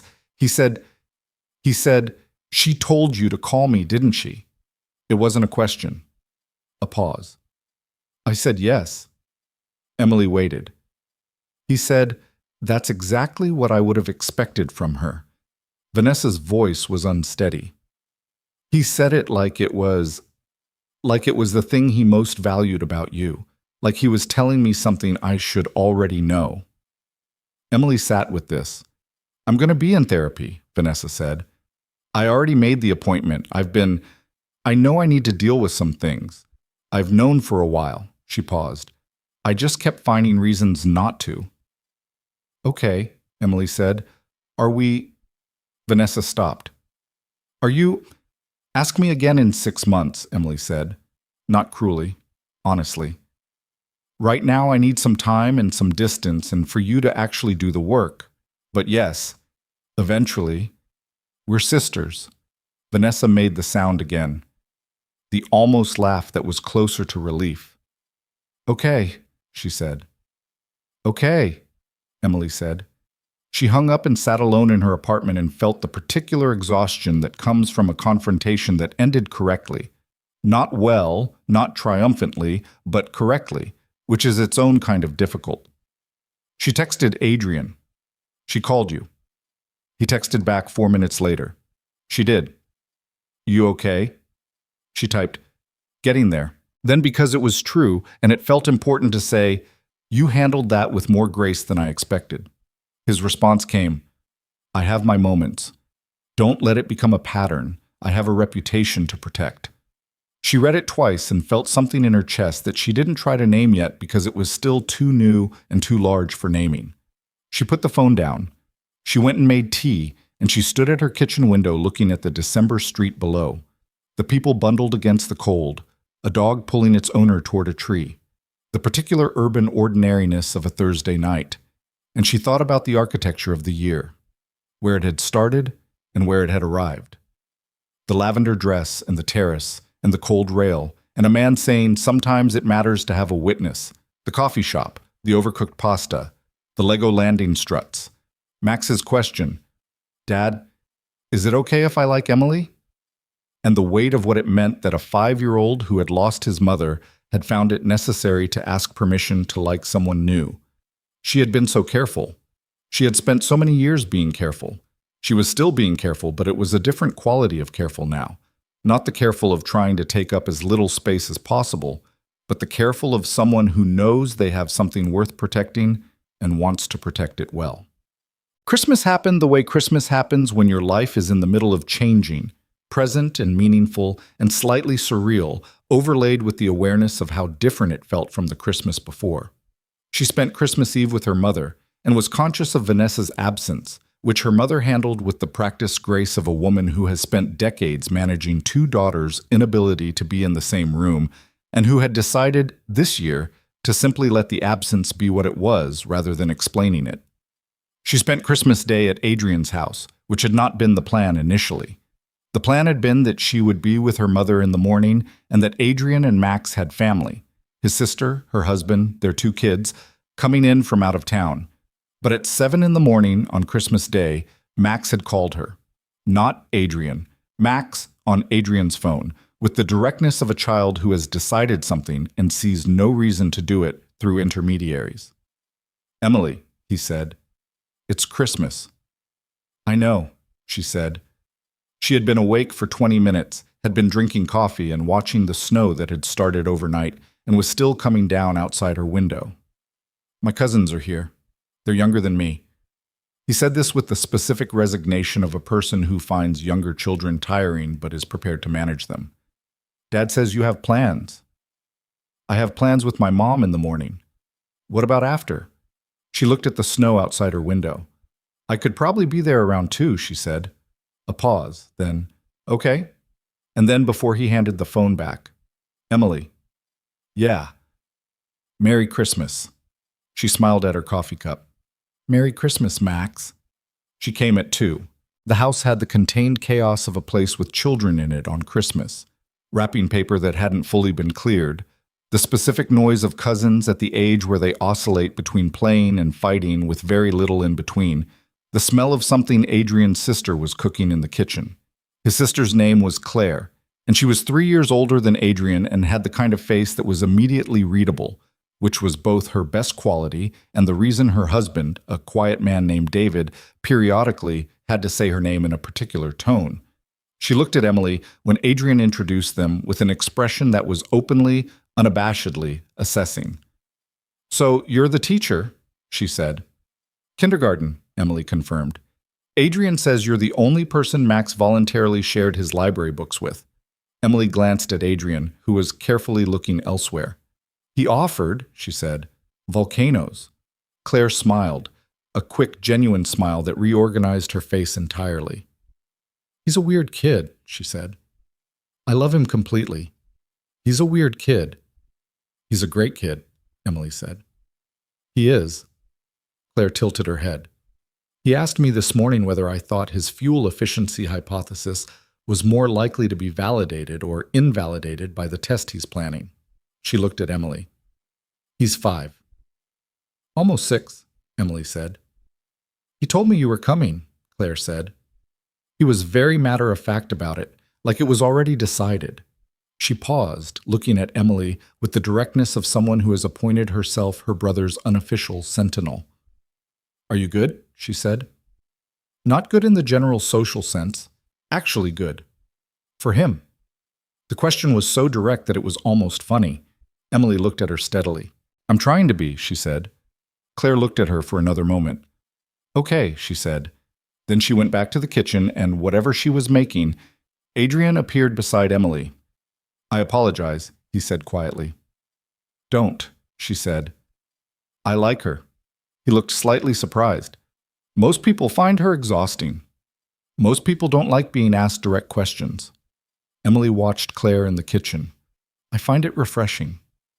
Later, in the afternoon, when the cousins had settled into a temporary detente over a shared interest in a video game, and Max was showing them, with visible condescension, how to actually play it, Emily found herself standing at the window in the living room watching the snow, which had stopped and left the world outside looking muffled and clean.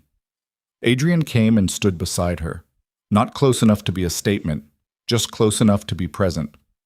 "This was a good Christmas," he said. She considered it honestly. "It was." She paused. "Max called me himself this morning. I know. I handed him my phone and turned around and he'd already dialed." A brief silence. "I should probably have asked you first, whether you wanted to come, whether it was too much." "It wasn't too much." "You're sure?" She looked at him. He was looking at the snow, his profile in the winter light, the uneven jaw, the dark eyes, the quality of contained attention that she'd been learning to read for 2 months and could now read fairly well. He was not asking for reassurance. He was checking, genuinely, in the way a person checks when they have learned by experience that assuming everything is fine is not the same as knowing everything is fine. "I'm sure," she said. He nodded once, looked at the snow. "Adrian," she said. "Yeah." She turned toward him just slightly. "I need to tell you something." He turned to look at her. The quality of his attention sharpened. "Okay." "I'm not very good at this part," she said, "at saying things out loud. I've spent a long time keeping things internal, and I'm trying to do that less, so I'm going to say this even though it makes me uncomfortable to say it." She looked at him directly. "I love being here. With you and Max and Claire and David and the cousins. I love that Max called me himself. I love that you're someone who sits outside your son's bedroom door at midnight and who admits when the pasta is overcooked and who listened to what I said about my sister without making it about yourself." She paused. "I'm still being careful. That hasn't changed. But I want you to know that it's not because I'm uncertain about you. It's because I know enough about myself to know that I need to move at my own pace, and I'm grateful that you haven't tried to change that." Adrian was very still while she said this. He had the expression she'd come to associate with him receiving something that mattered, that particular quality of receiving without immediately processing, of letting it land before deciding what to do with it. After a moment, he said, "When Catherine was sick, Before we knew how it would go, before it was definitive, she told me that the worst thing I could do was manage her. She said, I know you want to fix this and you can't, so just be here. And I wasn't good at it. I spent months trying to fix things I couldn't fix and being in the room without being present. And I've always... He stopped. I've carried that. The time I spent managing instead of just being there. Emily said nothing. You're the first person since then who has made me want to just be there, he said. Not manage, not strategize, just show up. He paused. I wanted you to know that. Outside, the snow had gone very still. The cousins were making noise somewhere deeper in the house. Max said something in his precise voice, and one of the cousins laughed. Emily took Adrian's hand. He held it. Not dramatically, just held it. They stood at the window and watched the snow outside and didn't say anything else, because sometimes the most honest thing two people can do is acknowledge what's been said and let it settle without reaching for more. January brought the particular grayness of a new year that hasn't decided yet what kind of year it wants to be. Emily went back to school after the holiday, and her kindergartners came back too, slightly taller in the way children get over breaks, as if absence itself is a growing condition, and the classroom reestablished its rhythm within a week, which was one of the things she loved about children, their capacity to adapt to pattern, to find comfort in the known. She was in the middle of a reading group one Tuesday afternoon, 3 kids around the small kidney-shaped table, when her phone buzzed on her desk across the room. She ignored it. She was always ignoring it during reading groups, which the kids had learned to expect, which Marcus in particular had started to rely on as a window for various activities he preferred to conduct unsupervised. The phone buzzed again, and again. She excused herself, told the 3 kids to practice their page, and crossed to her desk. 3 messages from Adrian, which was unusual. Adrian was constitutionally incapable of the kind of rapid-fire texting that most people under 40 conducted as a basic mode of communication. The first said, "Something happened." The second said, "Can you call me when you're done? It's not an emergency. Max is fine." The third, 3 minutes after the second, said, "Actually, it might be. Call me." She told her aide to take over the reading group, stepped into the hallway, and called him. He answered before it rang. "There's an article," he said. His voice was the controlled version, the version she'd learned to recognize as the exterior that was keeping something from showing. "A gossip piece, online, about us." He paused. "It's not... The content is mostly speculative, but someone fed them information about your background, your income, the dress at the gala." Another pause. "Someone who was at the gala." Emily stood in the school hallway with its bulletin boards of student artwork and its smell of industrial cleaning supplies and felt the cold specificity of the information land. "What does it say?" she said. "That I've taken up with a woman who is clearly out of her depth, and that sources close to me are concerned the relationship is..." He stopped. "It uses the phrase advantageous positioning, meaning on your part." The phrase was familiar in its architecture.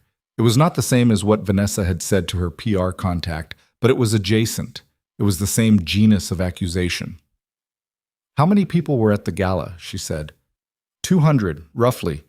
She leaned against the wall. "Adrian." "I know. It might not have been Vanessa." She said, "I know what she said." His voice was careful. "I'm not accusing anyone. I'm telling you what's happening." A pause. "Are you okay?" The question in the middle of all of it. She looked at the student artwork on the bulletin board. One of her kids had painted a house with a very large sun, the kind of sun that kindergartners always paint, taking up most of the sky, yellow, with rays going in every direction. "I'm going to be okay," she said. "What are you going to do about it?" "My communications team wants to respond. I'm not inclined to respond. Responding gives it more attention than it deserves." "I agree with that." "The problem is not responding looks like confirmation." "To who?" He was quiet for a moment. "To people who are looking for confirmation, to people who already want to believe it." "Do you care what those people think?" A pause. "About me?" "No." "About you?" "That's different." She closed her eyes briefly. Adrian, I teach kindergarten. I live in an apartment with a radiator that clicks. The people in my life who matter know who I am. The people who read this piece and believe it don't know me and aren't going to, and their opinion of me isn't actually information about me. She paused. Don't respond. Silence. Okay, he said, and I want to say something. Say it. If it was Vanessa who said something to someone else at the event, beyond what she told me, she stopped, started again. I won't pretend that's not a line. It would be a line. But I don't know if it was her. And I'm not going to decide it was her because it's convenient to have someone to blame. She opened her eyes. Can we agree to not decide yet? He was quiet for a moment. Yes, he said. We can agree to that. Thank you. A pause. Emily. Yeah. I need you to know that nothing in that article. I know, she said. I haven't finished. You don't have to. I want to. His voice was steady and direct. Nothing in that article changes anything for me. The way I see you, the way this is. None of it. I want to say that out loud so you have it. She stood in the hallway of her school between the student art and the industrial cleaning smell and the sound of 23 kindergartners learning to read on the other side of the wall. She thought about the lavender dress. She thought about the terrace. She thought about every small, careful thing she'd done since October to protect herself from exactly this, from being visible, from being named in the context of something that could hurt her. She thought about what it felt like to be seen anyway. Thank you, she said. She went back to her reading group. Marcus had drawn a small and extremely unauthorized addition to the corner of his worksheet. She sat down at the kidney table and did not address the drawing because picking battles was a skill she'd developed over 6 years of teaching and had never fully applied to her own life. She started working on it. The article disappeared from the internet's attention cycle in approximately 72 hours, which was about how long anything without a follow-up scandal tended to survive in that particular ecosystem. Adrian's communications team sent him daily updates for 3 days and then stopped, which meant the metrics had fallen below whatever threshold they used to define relevance, and the world had moved on to something else. Emily found that she minded it less than she'd expected to. Not because it hadn't stung. It had, in the specific way that public accusations sting even when the people who matter to you know they're false, because the record exists somewhere and you can't unpublish a thing once it's been published. But she had spent enough of her life managing the gap between how she was perceived and who she actually was, that one more misperception, even a public one, felt like a variation on a familiar theme rather than something categorically new. What she did mind, quietly and without entirely acknowledging it to herself, was the question of where it had come from. She had told Adrian they wouldn't decide yet. She had meant it when she said it. But meaning something and being free of the thought were different processes, and the thought kept surfacing in the hours between other things, during the drive to school, during lunch, in the 20 minutes before sleep, when the brain makes its final unsupervised pass through the events of the day. Vanessa had spoken to a contact. The contact had refused to pass it further. The article had appeared anyway, sourced vaguely to people familiar with the relationship, which was the kind of attribution that was simultaneously impossible to verify and impossible to disprove. She did not call Vanessa. She sat with the question without giving it a resolution because she'd decided that was the honest thing to do. Not the comfortable thing, not the thing that would make her feel better or worse in a predictable direction, but the honest thing, which was to hold the uncertainty until she had actual information and not fill the gap with what she was afraid might be true. Vanessa resolved it herself on a Saturday morning in late January with a phone call that Emily answered while she was at the farmer's market with Adrian and Max, standing in front of a stand selling root vegetables in the kind of quantities that suggested the vendor had significant faith in the public's appetite for parsnips. She looked at the name on her screen and stepped away from the vegetable stand, leaving Adrian holding a turnip he'd been examining with the same serious deliberation he applied to most things. "Vanessa," she said, "it wasn't me." Vanessa's voice was different from the December call. Less raw, more controlled, but with a steadiness that sounded effortful rather than natural. "The article. I need you to know it wasn't me." "Okay." "I found out who it was." A pause. Do you remember Patricia Chambers from the gala? Emily turned it over. Patricia Chambers, with the smile that didn't reach her eyes. Well, it's just a dress. I remember her. She was at the gala when everything happened. She saw Adrian ask you to dance. She's been in Vanessa's social orbit for years, which is, we've run in some of the same circles. She assumed I'd want the information used, and she ran it herself. Vanessa's voice had a particular flatness. She was wrong about what I'd want. Emily was quiet. I know how that sounds, Vanessa said. I know it sounds like I'm just saying it wasn't me because I don't want it to be me. But I called her after the article came out. She admitted it. She thought she was doing me a favor. A pause. She's not someone I'm going to be associated with anymore. Emily stood in the January cold among strangers choosing vegetables and sat with this information. She turned it over. She tested it for the quality of truth, which she'd learned over 30 years of knowing Vanessa, to assess not perfectly but reasonably well. Vanessa was capable of many things, but she was not, as a general rule, capable of lying when directly confronted. She could deflect, could contextualize, could manage the presentation of facts, but a clean, direct lie was not her instrument. Okay, Emily said. I just needed you to know. I believe you. A pause. Longer than expected. You do? Yes. Emily watched Adrian across the market, who had apparently come to a decision about the turnip and was paying for it while Max stood beside him with the focused detachment of a child who has made his peace with the fact that adults find turnips interesting. I believe you. Oh. Vanessa's voice did something complicated that Emily didn't try to categorize. Okay. Are you still going to therapy? Every week. Good. Another pause. Emily, Vanessa said, I'm working on understanding some things about myself, about us. The therapist says it's going to take a while, and I believe her. A pause. I just wanted you to know I'm doing it. I know, Emily said. I'm glad. She hung up and went back to the vegetable stand, where Adrian was now holding a turnip and looking at her with the particular quality of his attention that didn't demand anything, so just waited to receive whatever she was ready to offer. My sister, she said. Yeah? It wasn't her, the article. Someone else decided to be helpful on her behalf. She picked up a parsnip for no particular reason and set it back down. She found out and called to tell me. Adrian was quiet for a moment. That's something. She's going to therapy every week, Emily said. She told me like it was a report, like she was giving me documentation. Is that her way? Yes. She almost smiled. It's actually her being vulnerable. She just can't do it without the architecture of competence around it. He looked at her. You understand her better than she deserves. Maybe. She looked at the vegetables. Or maybe understanding someone is just what you do when you've been trying to figure them out for 30 years, and you finally have enough information to assemble something coherent. Max appeared between them, holding a small jar of honey he'd apparently negotiated for with his father's card, because he had the expression of a transaction that had gone according to plan.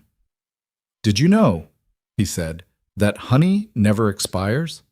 They found edible honey in Egyptian tombs. I did know that, Emily said. He looked slightly disappointed that this information was not new to her. Oh, he said, then recovering, did you know the bees have to travel the equivalent of 3 times around the world to make 1 pound of honey? That I did not know. He looked satisfied. He tucked the honey under his arm and moved on to examine the next stand, with the purposeful efficiency of a child who has a clear research agenda. Adrian was watching her. He likes you, he said. I know. She watched Max assess a display of dried herbs with the rigor of a small scientist. I like him too. She paused. He's the most specific person I've ever met. He gets that from his mother. Adrian said it the way he sometimes said things about Catherine, without weight, without the performance of grief, just as information that was part of the true account of his life. She was the most specific person I've ever met. Everything she thought, she had thought all the way through. She never had a half-formed opinion about anything. That sounds exhausting. It was, occasionally, he said. It was also remarkable. He paused. He's going to have questions for you, about us. Eventually. He'll think them through completely first, and then he'll ask them, probably when you're not expecting it. I know, Emily said. I'm ready for that. He looked at her, the direct, full attention look. Are you? She met it. As ready as I can be, which isn't the same as perfectly ready, but yes. He held the turnip. She watched him hold it. What are you going to do with that? She said. I have no idea, he said. I thought it looked useful. She took it from him and put it back on the pile. Let's get coffee, she said. They found Max and got coffee, and the three of them sat at a table outside, despite the cold, because Max wanted to watch the market, and they had found, over months of Saturdays, that accommodating Max's desire to observe things was generally more efficient than redirecting it. It was, Emily thought, looking at the two of them across the small table, Max with his honey and his observations, Adrian with his coffee and his particular quality of stillness, one of the most ordinary things she had ever been part of. She was deeply aware of how much she wanted to keep it. Spring arrived gradually and then suddenly, the way spring tends to, as if the season itself had been quietly doing prep work that you didn't notice until one morning the light was different and the air had a different texture, and something had clearly shifted in the night. By March, Emily had a drawer at Adrian's house. Not a symbolic drawer, a practical one. The second drawer in the guest bathroom, which she used when she stayed over on Friday nights, which had started happening in February when a dinner that ran late had turned into watching a film that ran later and nobody had said anything about leaving and she'd fallen asleep on the couch and woken up at midnight with a blanket over her that she hadn't put there herself. She'd asked Adrian about it the next morning, slightly embarrassed. You were asleep, he said, making coffee.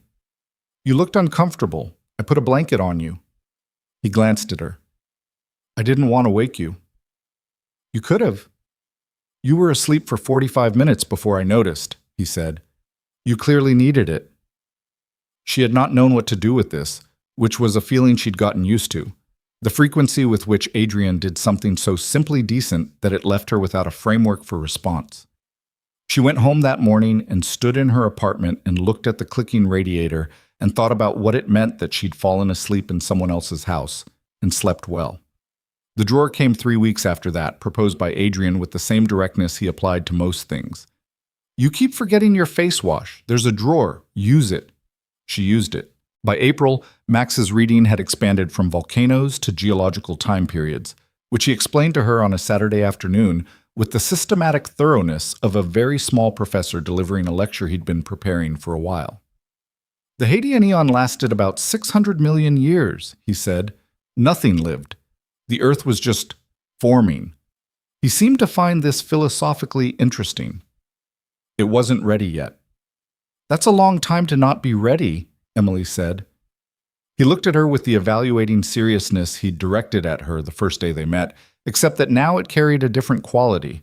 Not skepticism, exactly, more like the consideration of a person who has already made a decision but is in the habit of revisiting it periodically to confirm it still holds. Emily, he said. Yeah.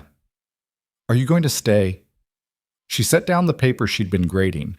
She looked at him, this 5, almost 6-year-old boy with his father's eyes and his mother's precision and his own entirely individual combination of both, sitting at the kitchen table with his geology book and his question. She had known this conversation was coming. Adrian had warned her gently in February. He'll ask eventually. He'll think it through completely first. She had told herself she was ready. She was less ready than she'd told herself. I want to, she said, because that was the most honest version of the true thing. I'm not going anywhere on purpose.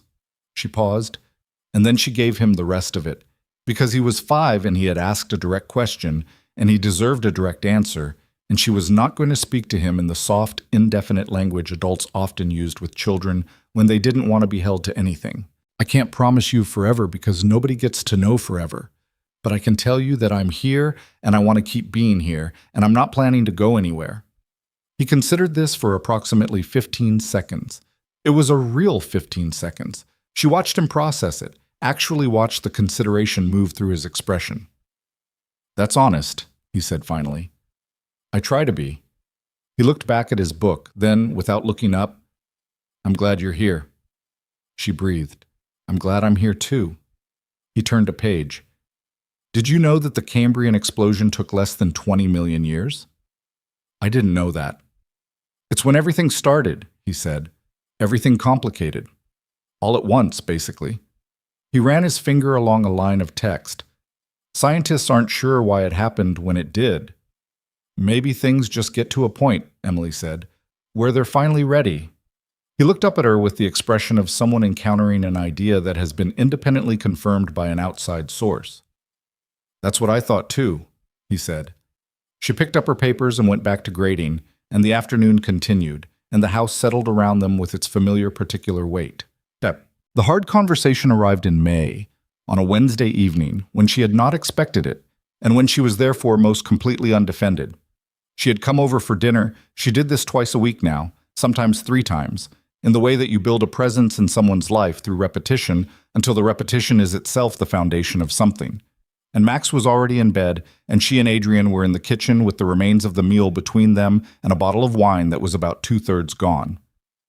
She had been telling him about a parent-teacher conference that had gone sideways, a meeting she'd gone into with careful preparation and that had turned into something else entirely when a father had informed her, in a voice calibrated for maximum impact, that her teaching approach was pedagogically unsound and that he had done research. "He showed me printed articles," she said. "He had printed them out. He'd highlighted sections." "What did you do?" "I listened to him for 12 minutes, and then I said, 'I appreciate you sharing this with me. I've been teaching for 6 years, and these are the research frameworks we operate within at this school. And if you'd like to schedule a follow-up with the principal to discuss curriculum philosophy, I'm happy to do that.'" "And?" "He said he would think about it." She drank her wine. "He won't. People like that never follow through. They want the confrontation, not the resolution." "You're very composed in situations that would make me—" He stopped. "Less composed." "I've had 6 years of practice." She set down her glass. "You learn to receive things without absorbing them. You learn that someone's anger at you isn't actually information about you." He looked at her. "You've had to learn that outside the classroom too," he said. She met his eyes. "Yes.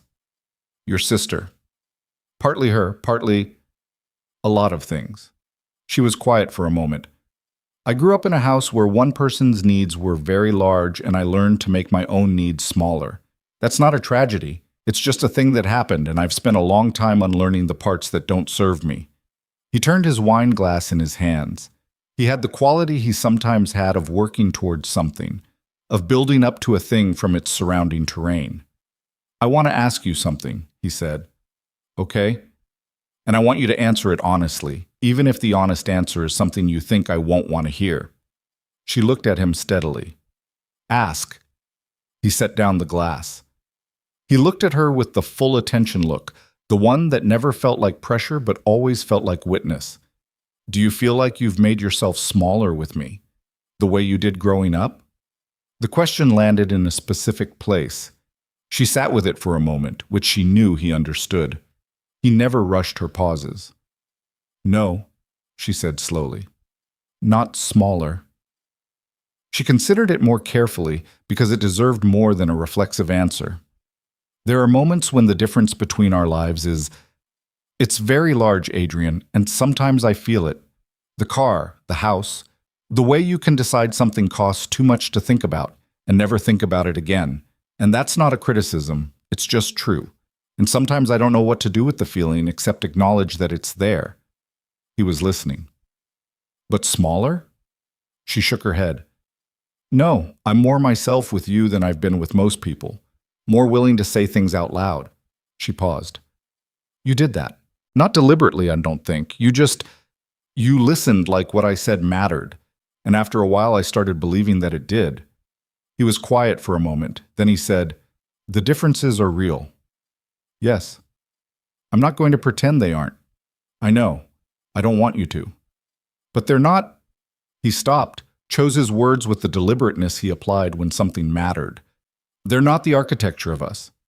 They're the weather around us. Is that too neat a way to put it? She thought about it. Maybe slightly, she said. But directionally accurate. He almost smiled.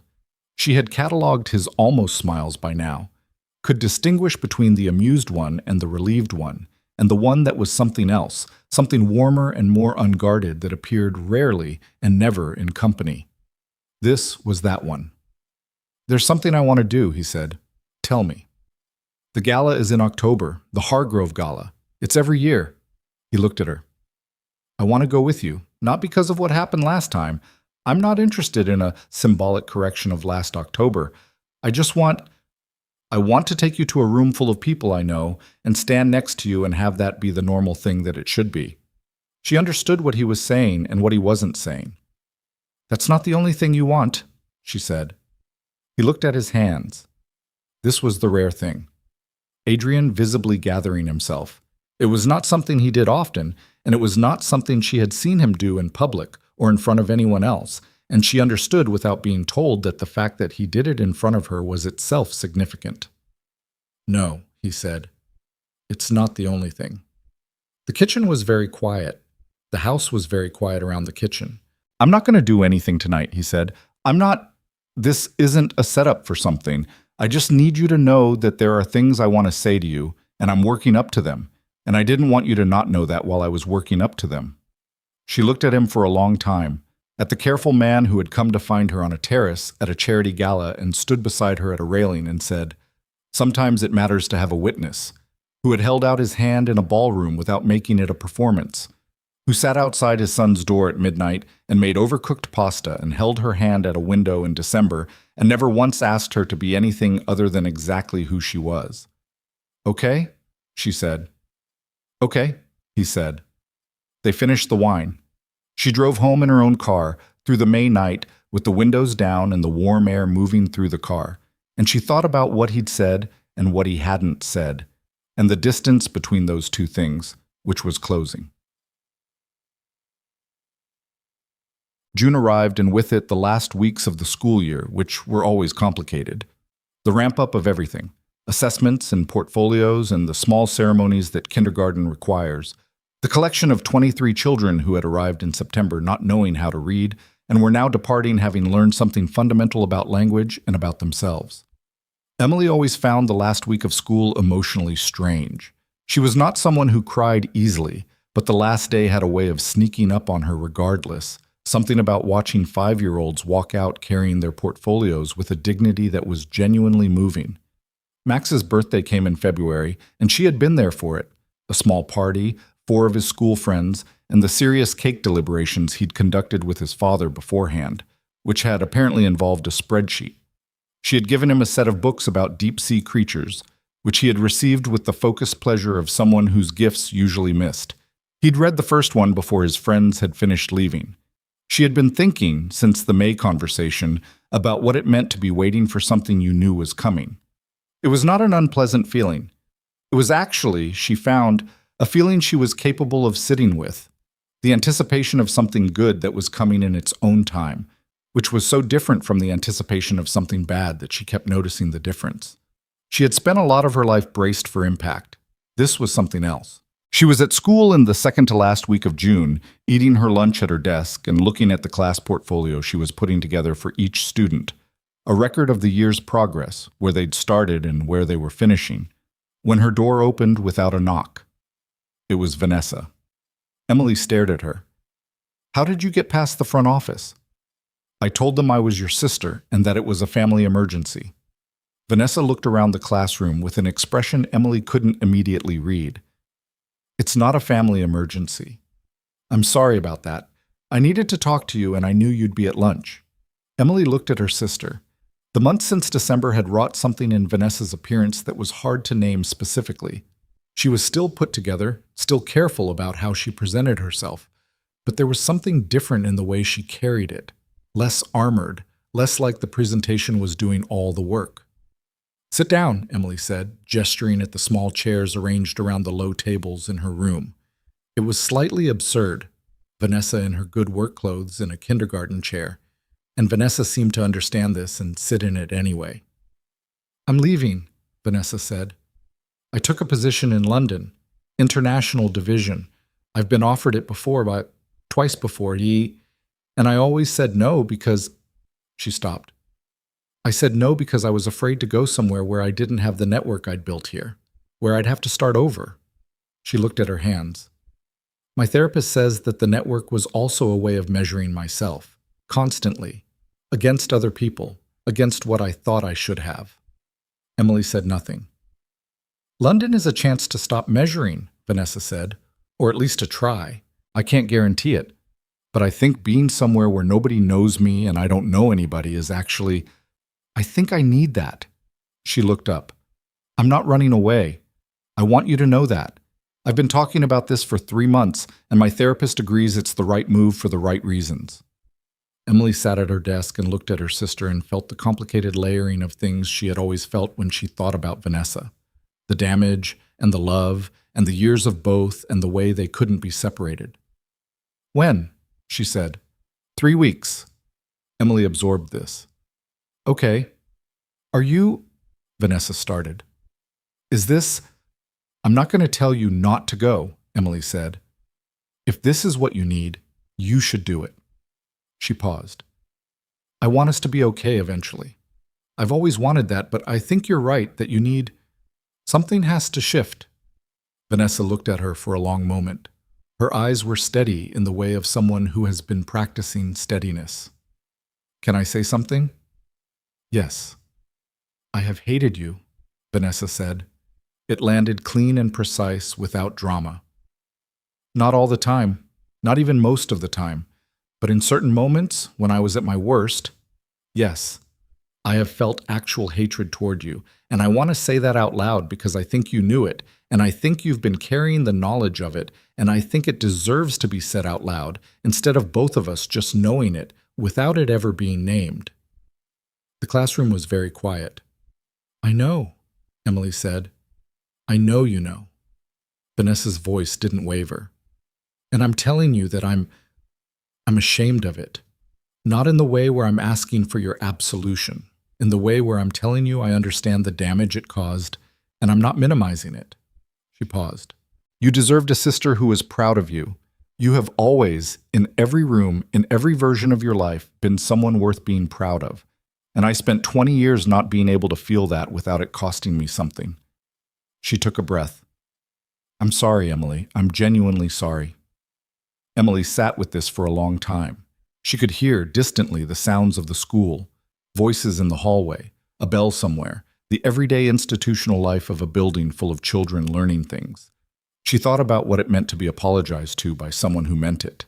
She had been apologized to before, in various forms, by Vanessa. The tactical apologies.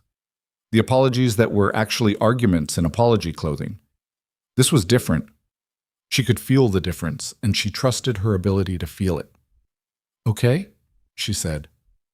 Okay? I hear you, Emily said. I accept it. She paused. And I want you to know, I have never stopped being your sister, through all of it. I have been hurt, and I have been angry, and I have needed distance, but I have never stopped wanting you to be okay. She looked at Vanessa. I want you to be okay in London. I want whatever it is you're going to work through to actually work.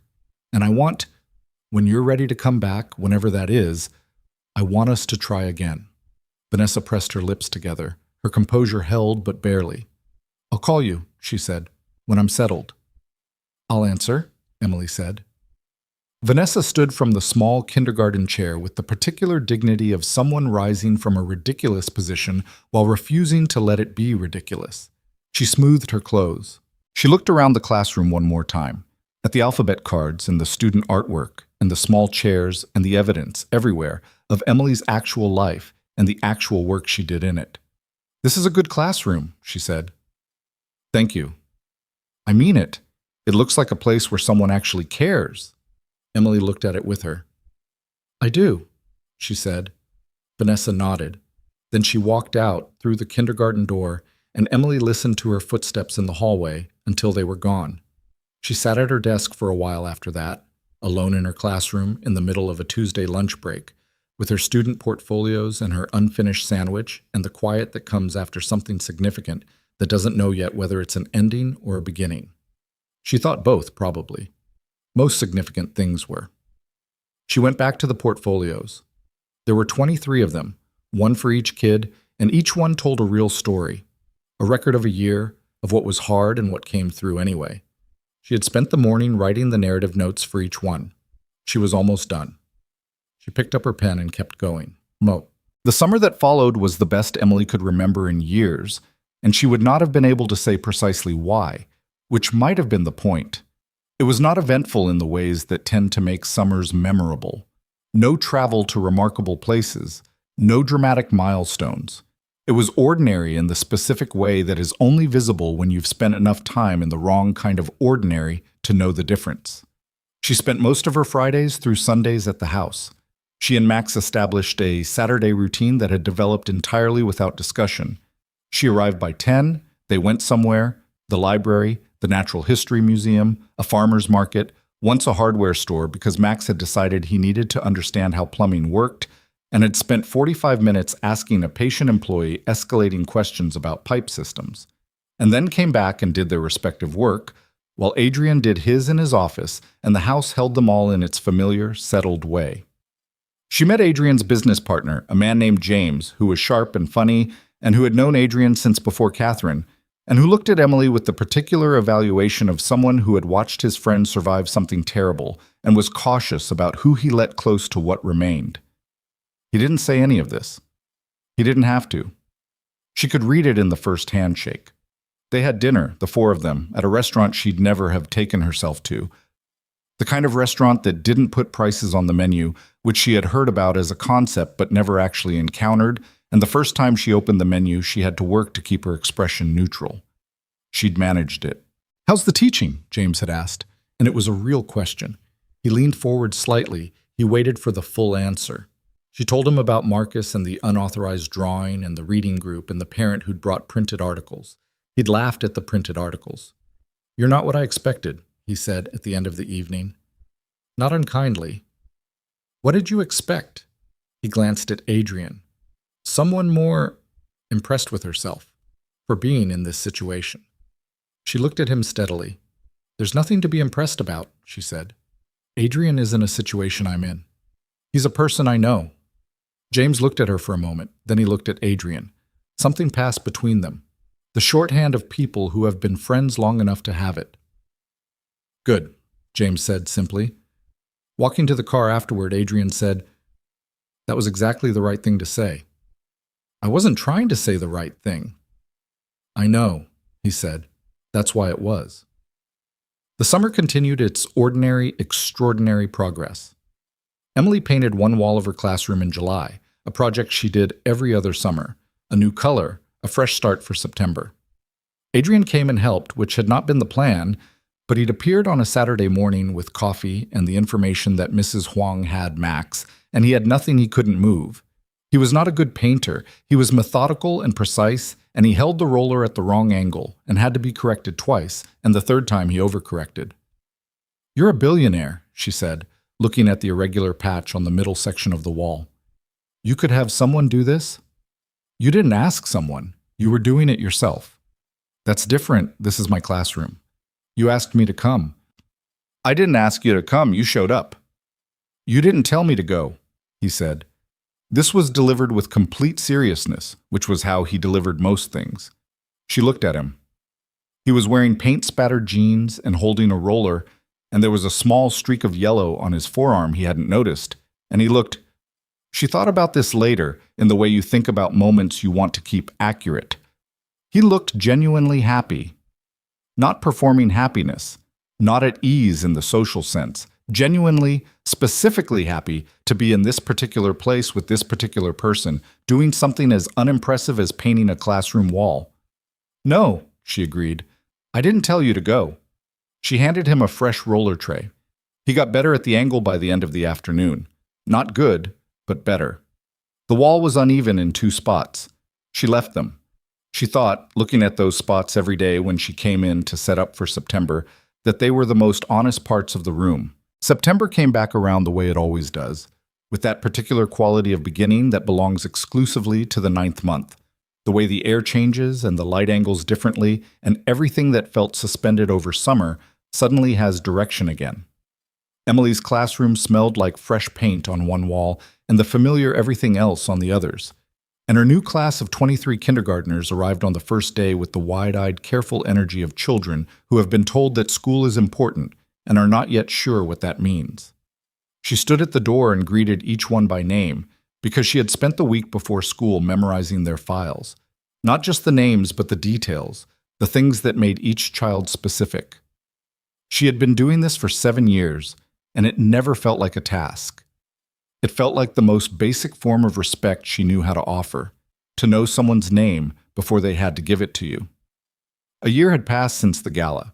She was aware of this in the way you become aware of anniversaries, not because you mark them, but because the body remembers the season, the quality of October light, the specific temperature of air that carries the smell of dead leaves and cold coming. She was different than she'd been a year ago. She knew this not from a dramatic sense of transformation. She distrusted dramatic transformation, had seen enough of it performed in people who hadn't actually changed to know that the real thing was quieter, but from the small accumulated evidence of daily life. She took up more space in conversations. She said things out loud that a year ago she would have kept internal. She had stopped, almost entirely, making herself small as a preemptive defense against being a target. She had not solved herself. She still drove herself slightly crazy with the particular combination of patience for others and impatience with herself that had been her operating system for 31 years. She still sometimes woke at 2 a.m. with the low-grade anxiety that was its own kind of weather, familiar and unwelcome and mostly manageable.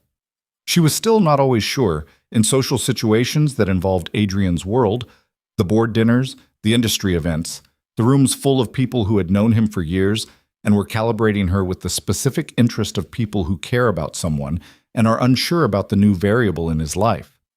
But she was not afraid of those rooms anymore. She was in them as herself, which was sometimes uncomfortable and was always more sustainable than the alternative. Max was 6. He had grown 3 inches over the summer in the way that children that age sometimes do, as if the body decided to make up for lost time all at once. And he was now tall enough that the top of his head came level with Emily's shoulder when he stood beside her, which he did with increasing frequency. Not clinging, nothing so demonstrative as clinging, but a proximity that had developed over months into its own language. He had read his way through deep-sea creatures, geological time periods, and was now in a sustained engagement with the physics of flight that had led to the construction of 17 paper airplane prototypes, each one representing a specific hypothesis, each one carefully labeled in his precise handwriting with its test conditions and results. He had started calling her M, not Emily. M. It had happened one afternoon in August, unremarked, as if the abbreviation had always been available, and he had simply decided the time was right to use it. She had not commented on it, neither had Adrian. It existed in the space between them as a fact that didn't require discussion, one of the many small things that had accumulated over a year into something that felt, increasingly, like the structure of a shared life. The gala was in 3 weeks. The Hargrove Foundation Annual Charity Gala. October 14th. 1 year since a woman in her mother's 1987 lavender dress had stood on a terrace and been told, without those exact words, that she did not belong. Adrian had mentioned it in August, casually, in the way he mentioned things he'd already decided about. I'll have Gerald pick you up at 7. You're not picking me up yourself? I'll be at the venue early, board obligations. He paused. Unless you want to wait and come with me. No, 7 is fine. She had looked at him. Adrian. Yeah. What are you planning? He met her eyes, the full attention look. Nothing you need to worry about yet, he said, which meant something. She knew him well enough by now to know that nothing you need to worry about yet from Adrian Sterling was not nothing. She spent the following 3 weeks not worrying about it in the specific way where you are absolutely thinking about it. What?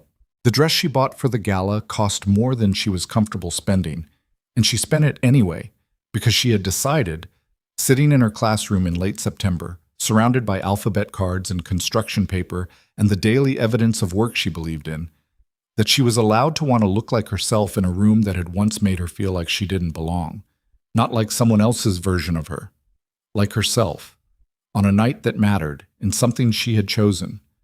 It was deep burgundy, floor length, simple enough that it required confidence to carry, which her mother told her when she came to see it, standing in Emily's apartment with her hands pressed together and an expression that Emily recognized as the specific form of maternal pride that her mother deployed when she was trying not to cry.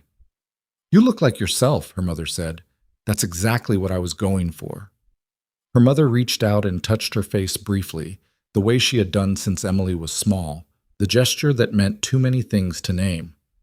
"Your father would have—" She stopped, started again. "He would have liked him, Adrian. He would have appreciated the way he looks at you." "How does he look at me?" Her mother smiled.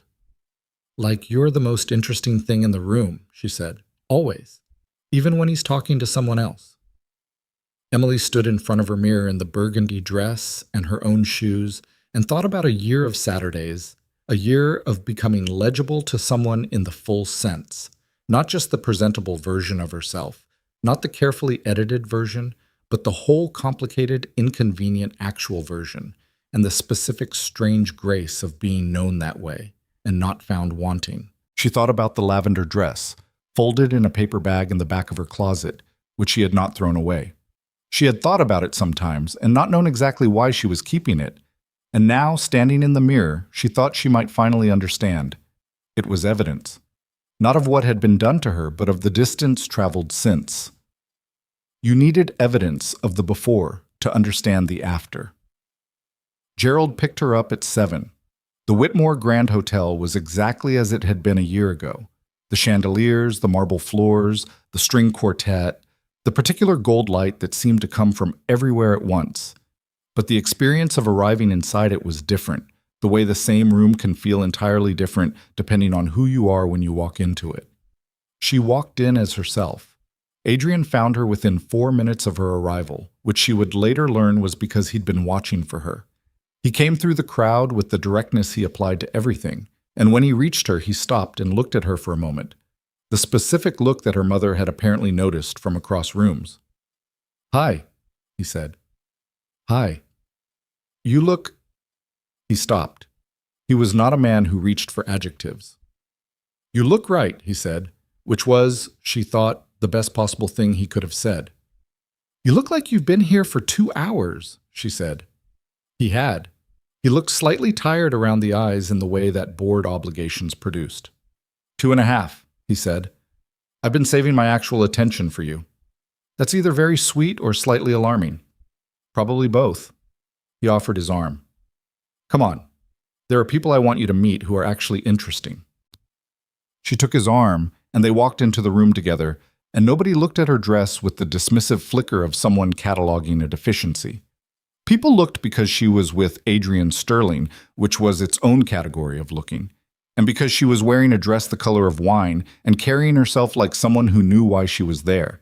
She was there because she belonged there, not because she'd earned it in the way Vanessa had spent 10 years trying to earn it, not because of whose arm she was on, but because she was a person who had walked into a room and that was enough. That had always been enough. She just hadn't believed it a year ago. They moved through the room, and she met the people he'd meant.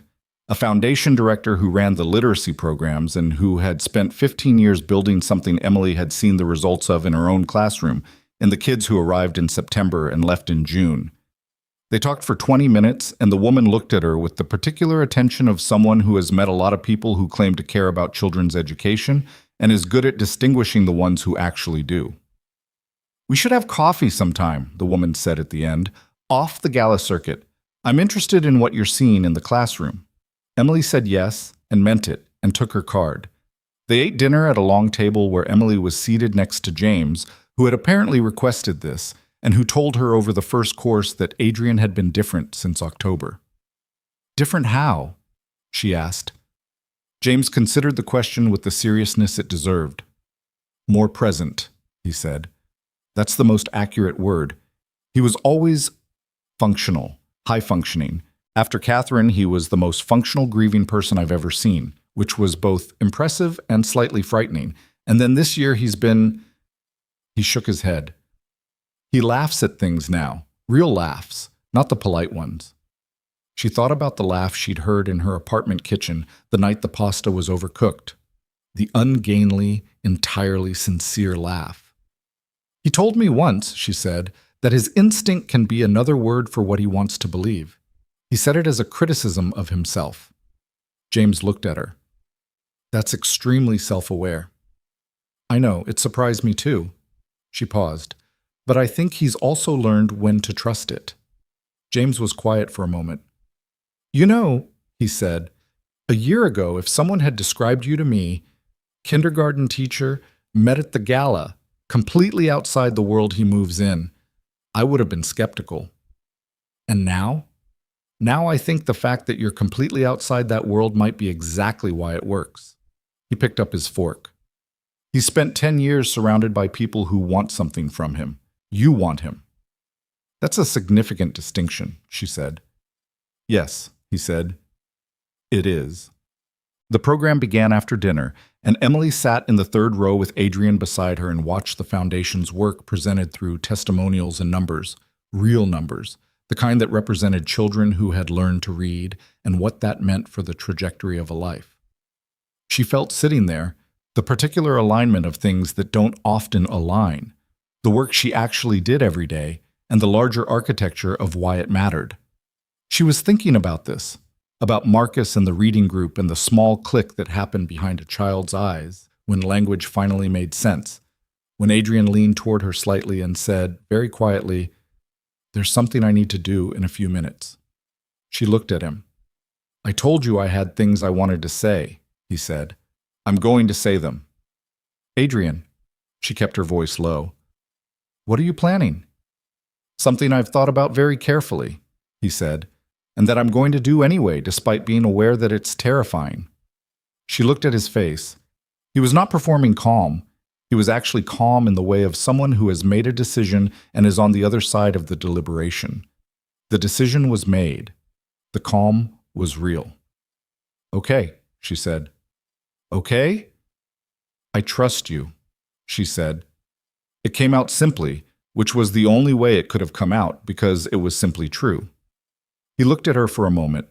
Something moved across his face that she would have been hard-pressed to name, but that she felt, sitting a foot away from him in the third row of the Whitmore Grand Ballroom, as clearly as she had ever felt anything. Then he straightened, and the program continued, and she sat beside him and waited. The Foundation's executive director concluded her remarks and opened the floor for what she called a word from one of our longest-standing board members. Adrian stood. He walked to the microphone with the ease of a man who had spoken in front of crowds for years, and the room settled into the particular attentive quiet that his presence tended to produce.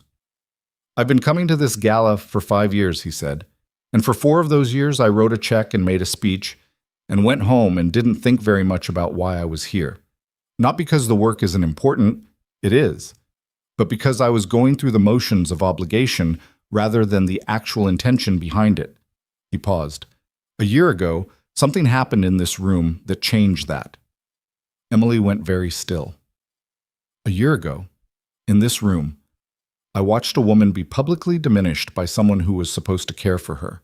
And instead of crumbling, instead of doing the thing that would have been understandable and human and forgivable, she lifted her chin and refused to be destroyed by it." He looked out at the room. "I didn't know her. I'd never met her. But I watched that happen, and I thought, that is a person I want to know." The room was absolutely quiet. "Her name is Emily Carter. She teaches kindergarten. She has been doing it for 7 years, in a classroom where she knows every child's name before they walk through the door, because she believes that being known by name is the most basic form of respect. She has taught children whose parents can't afford the books she uses in class. And she buys those books herself, which I didn't find out from her. I found out from a colleague of hers who mentioned it in passing as if it were simply a fact about her, which I suppose it is." He stopped. "She is the most genuinely good person I have met in my adult life. Not good in the sense of uncomplicated. Good in the sense of having thought carefully about what she believes and living in accordance with it even when it costs her." Emily was not going to cry. She had decided this preemptively, and she was maintaining the decision with the focused effort of someone who knows their own tendencies and is actively working against them. She was not entirely winning. "I have a son named Max," Adrian said. "He is 6 years old, and he reads nonfiction, and he has very specific opinions about engineering, and he asked his father last year whether it was okay to like someone new." He paused. He asked because he is a thoughtful person who takes things seriously, which he inherited from a mother who is not here, and which I hope to have helped sustain. Another pause. He shares his library books with Emily. This is, for those of you who don't know Max, approximately equivalent to giving someone your most valuable possession. A small laugh from the room. It was warm. "I'm not a person who tends to say things before I've thought about them completely," Adrian said. "I'm also not a person who says things in public for effect. But there are moments when the right action is also the visible one, and I've decided that this is one of those moments." He looked directly at Emily, across the room. "Emily." She looked back at him. He stepped away from the microphone and walked off the low stage, and the room watched him walk toward the third row, and Emily watched him come, and she was breathing very carefully because the breathing was taking concentration. He stopped in front of her. He reached into the inside pocket of his jacket. He crouched down, not theatrically, just in the way a person gets to eye level with someone they want to see clearly.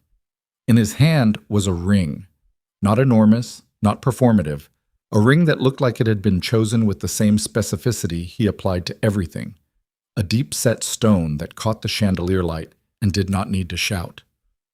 "I want to build something with you," he said. He said it quietly enough that it was almost private, almost just theirs, even in a room full of people. Not a picture of something, an actual thing, imperfect and ongoing in hours. He looked at her. "I love you. I've been working up to saying that for a while. I want you to have it on the record." Her vision was not entirely clear. She was not going to acknowledge that. "I love you too," she said. "That's also on the record." "Will you marry me?" She looked at him. At the man who had followed her to a terrace because he'd seen someone be unkind to her and had wanted her to have a witness, who sat on his son's bedroom floor at midnight to play a video of a woman singing badly, who held her hand at a window in December and let the silence be what it was, who got paint on his arm in her classroom and got better at the angle by the end of the afternoon, who was crouching in front of her in the Whitmore Grand Ballroom with a ring and the specific composed terror of a person who has made themselves genuinely vulnerable for perhaps the first time in a long time and is waiting to find out if it lands. "Yes," she said. He put the ring on her finger. It fit. Of course it fit. He had thought it through completely. She would find out later. Had enlisted Claire, who had enlisted a jeweler who had managed a sizing through means that remained, to Emily, somewhat opaque. He stood up. She stood with him. He put his arms around her and held on, in the way you hold on to something you've been afraid of losing before you'd even finished finding it. The room applauded. She barely heard it. They were married the following April, on a Saturday, in the garden of the house where they had spent 2 years building the ordinary structure of a shared life. Not the Whitmore Grand, not a venue with chandeliers. The garden, which was not perfectly manicured and had a section near the back wall where something had died over the winter and hadn't been replaced yet, and which on the day of the wedding had a tent that leaked slightly in one corner because the weather didn't cooperate completely, which everyone who mattered would later agree had made it better. 40 people. The ones who were actual to them, Claire and David and their kids, James and his wife, Emily's mother, colleagues from school, the foundation director with whom Emily had been having quarterly coffee for 6 months, and who had become something between a mentor and a friend. Max was the best man. He took this designation with the seriousness he applied to all formal responsibilities, which meant he had asked Emily 3 weeks before the wedding what his duties were and had then made a list and had checked each item off with the systematic completion of a person who does not do things halfway. He had given a speech. It was short and precise, and it contained exactly one joke, which he had workshopped with Emily over 2 afternoons and delivered with the timing of someone who had practiced it sufficiently. "My dad smiles more," he said. That's all I wanted to say. "He smiles more, and our house is louder, and last week Em burned the garlic bread and my dad said it was fine and ate it anyway, which I think is love." He looked at the small audience with his evaluating eyes. I read about love in a book once, and it was more complicated than that. But I think the garlic bread is the important part.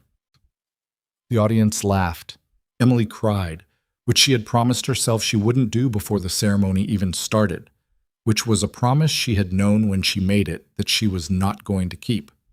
Adrian put his hand over hers during the vows and held it with the same steadiness he'd held it at the window on Christmas Day, the steadiness of a man who holds things as if he means to keep them.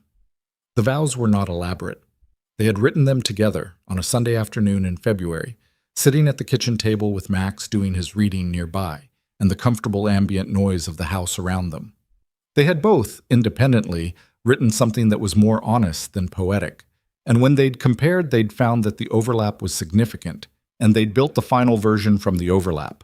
She promised to tell him the truth even when it was inconvenient. She promised to not make herself smaller than she was to avoid being a target. She promised to keep showing up, specifically and deliberately, even on the days when showing up was the last thing she wanted to do. He promised to listen before fixing. He promised to say things out loud rather than managing them internally until they calcified into something unnavigable. He promised to let her see him be afraid sometimes, instead of only letting her see the composed version that had gotten so practiced over years of needing to be the composed version. Neither set of promises was something either of them was confident they would keep perfectly. That was, they had agreed, the point. You promised the things you were going to have to work at. Otherwise, it was just a description of yourself. Emily's mother cried from the second row with the unrestricted fullness of a woman who had worried, for years, about the daughter who made herself small, and who was now watching that daughter stand in a garden on a Saturday in April and take up exactly the space she deserved. 2 years after the wedding, in the September when Max started 3rd grade and Emily started her 9th year of teaching and the baby was 7 months old and sleeping in a pattern that could generously be called inconsistent, Vanessa came home. She called first, 2 weeks before her flight. Emily was in the kitchen doing the particular negotiation of tasks that constitutes the middle of a work night when there is an infant. The bottle that needed washing, the monitor on the counter, the stack of papers she was going to grade in theory and in practice would probably not get to before tomorrow. I'm coming back, Vanessa said. In 2 weeks. I got a position here. Same company, but they want me back to head the domestic division. A pause. I wasn't sure if I should tell you or just show up. Tell me, Emily said. Always tell me. Okay. A pause. How's the baby? Emily looked at the monitor, where the small, grainy night vision image showed a baby sleeping with her arms thrown up, the way infants do, as if in constant surrender to something. She's sleeping wrong again, she said. She does this thing where she gets her schedule backwards for about a week and then corrects. We're in the middle of a correction cycle. Does it? Vanessa stopped. Does it help? Having her? Emily thought about the question. She thought about what the last 7 months had actually been. The exhaustion that was its own category of thing, different from any tired she had felt before. The kind of tired that recalibrated your baseline. The 3 a.m. feedings and the particular helplessness of not being able to explain to a small person why the world was the way it was. The specific terror of loving something that small and that new and that unable to protect itself. And then the other thing, which was harder to name but more real, the way the baby had arrived in their house and rearranged the furniture of everything, not just the literal furniture, but the furniture of what they were to each other. The way Adrian looked holding her, with the specific competence of someone who had done this before and the specific wonder of someone who was doing it again and still couldn't entirely believe it. The way Max had looked at her the first time, standing beside Emily in the hospital room with an expression she had never seen on his face before. An expression that was not quite skepticism, and not quite wonder, but something in the territory between them, the expression of a person encountering something that reorganizes the categories. He had asked, very seriously, whether he could hold her. Emily had helped him position his arms. He had held his sister for 3 minutes with the absolute careful stillness of someone who understands the weight of what they're carrying. It helps, Emily said, and it's also the hardest thing. Both are very true at the same time. I'm glad, Vanessa said. I'm glad it helps. She paused. Emily, I want to. I've been in therapy for 2 years, and the work is real. It's not a performance. I want you to know that. I know that, Emily said. You can't know that yet. You haven't seen me. No, Emily said. But I know your voice. I've known your voice for 30 years. And this is not the voice of someone performing work. This is the voice of someone doing it. She paused. I'm not saying it's done. I'm not saying there's not more. I'm just saying I can hear the difference. A silence. The kind that Vanessa used to fill with something defensive and now left alone. Can I come see her? Vanessa said. When I'm back. Can I come meet her? Yes, Emily said. Come for dinner. Come Sunday. Okay, Vanessa said. Sunday. She came on Sunday, and she was different in the ways Emily had heard in her voice.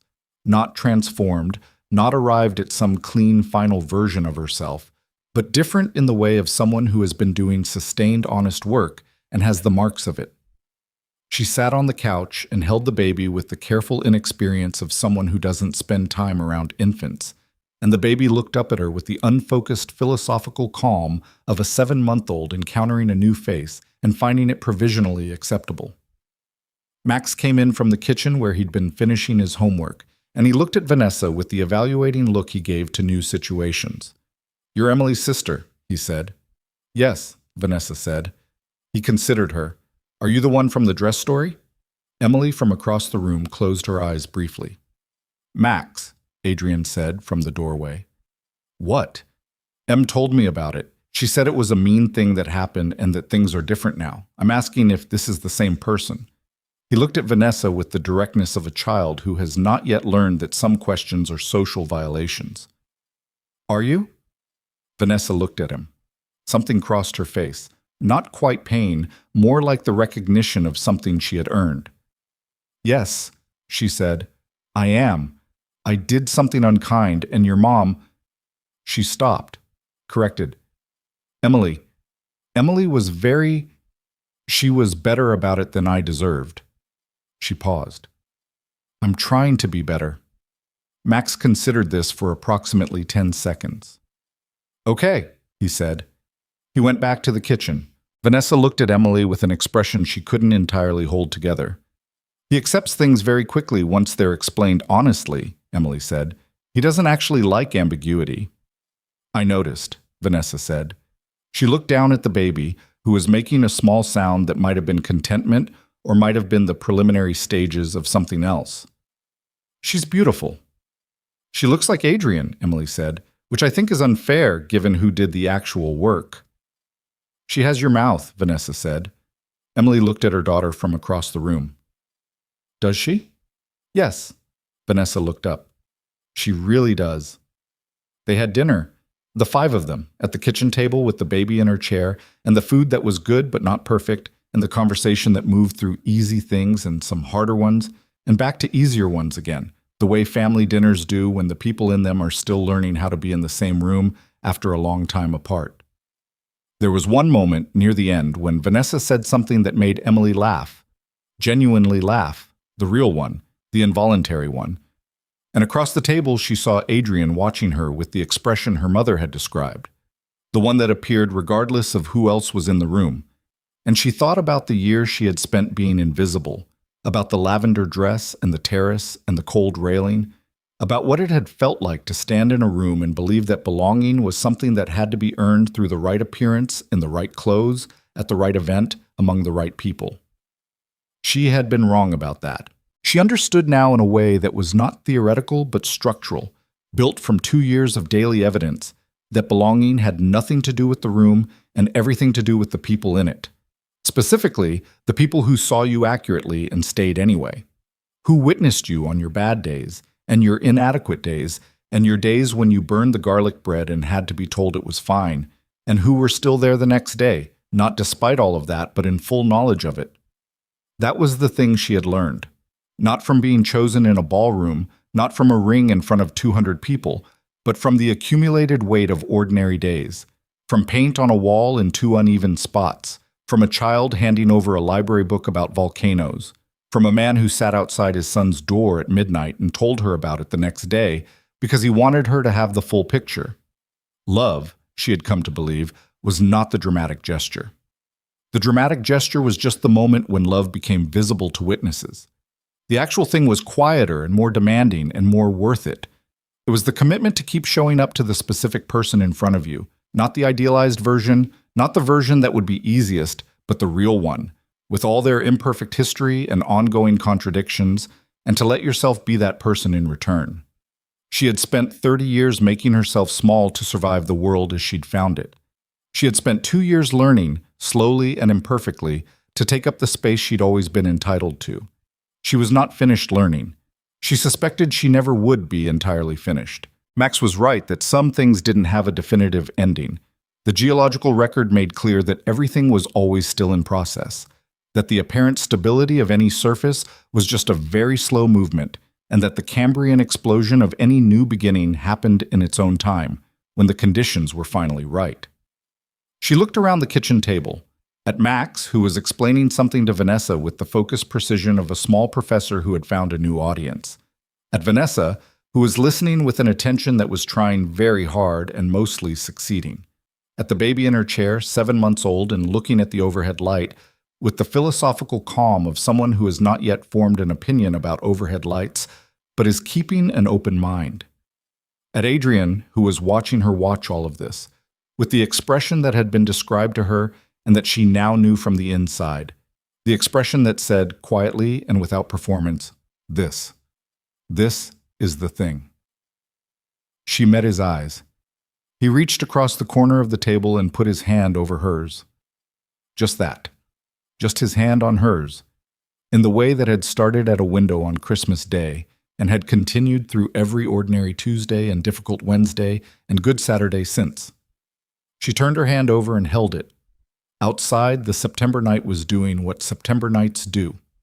Getting cooler, getting darker a little earlier, the year turning its page toward autumn with the particular purposefulness of something that knows where it's going. Inside, the kitchen was warm and imperfect, and loud in the specific way of a table full of people who are figuring out how to be a family, which is always louder and messier and more worth it than it looks from the outside. The woman who had once stood in the wrong dress in the wrong room, convinced that belonging was something that happened to other people, sat at her own table in her own life and felt, in the clearest and most uncomplicated way she had ever felt anything, that she was exactly where she was supposed to be. Not because she had arrived somewhere perfect, because she had built something real, and real, she had learned, was always worth more. End.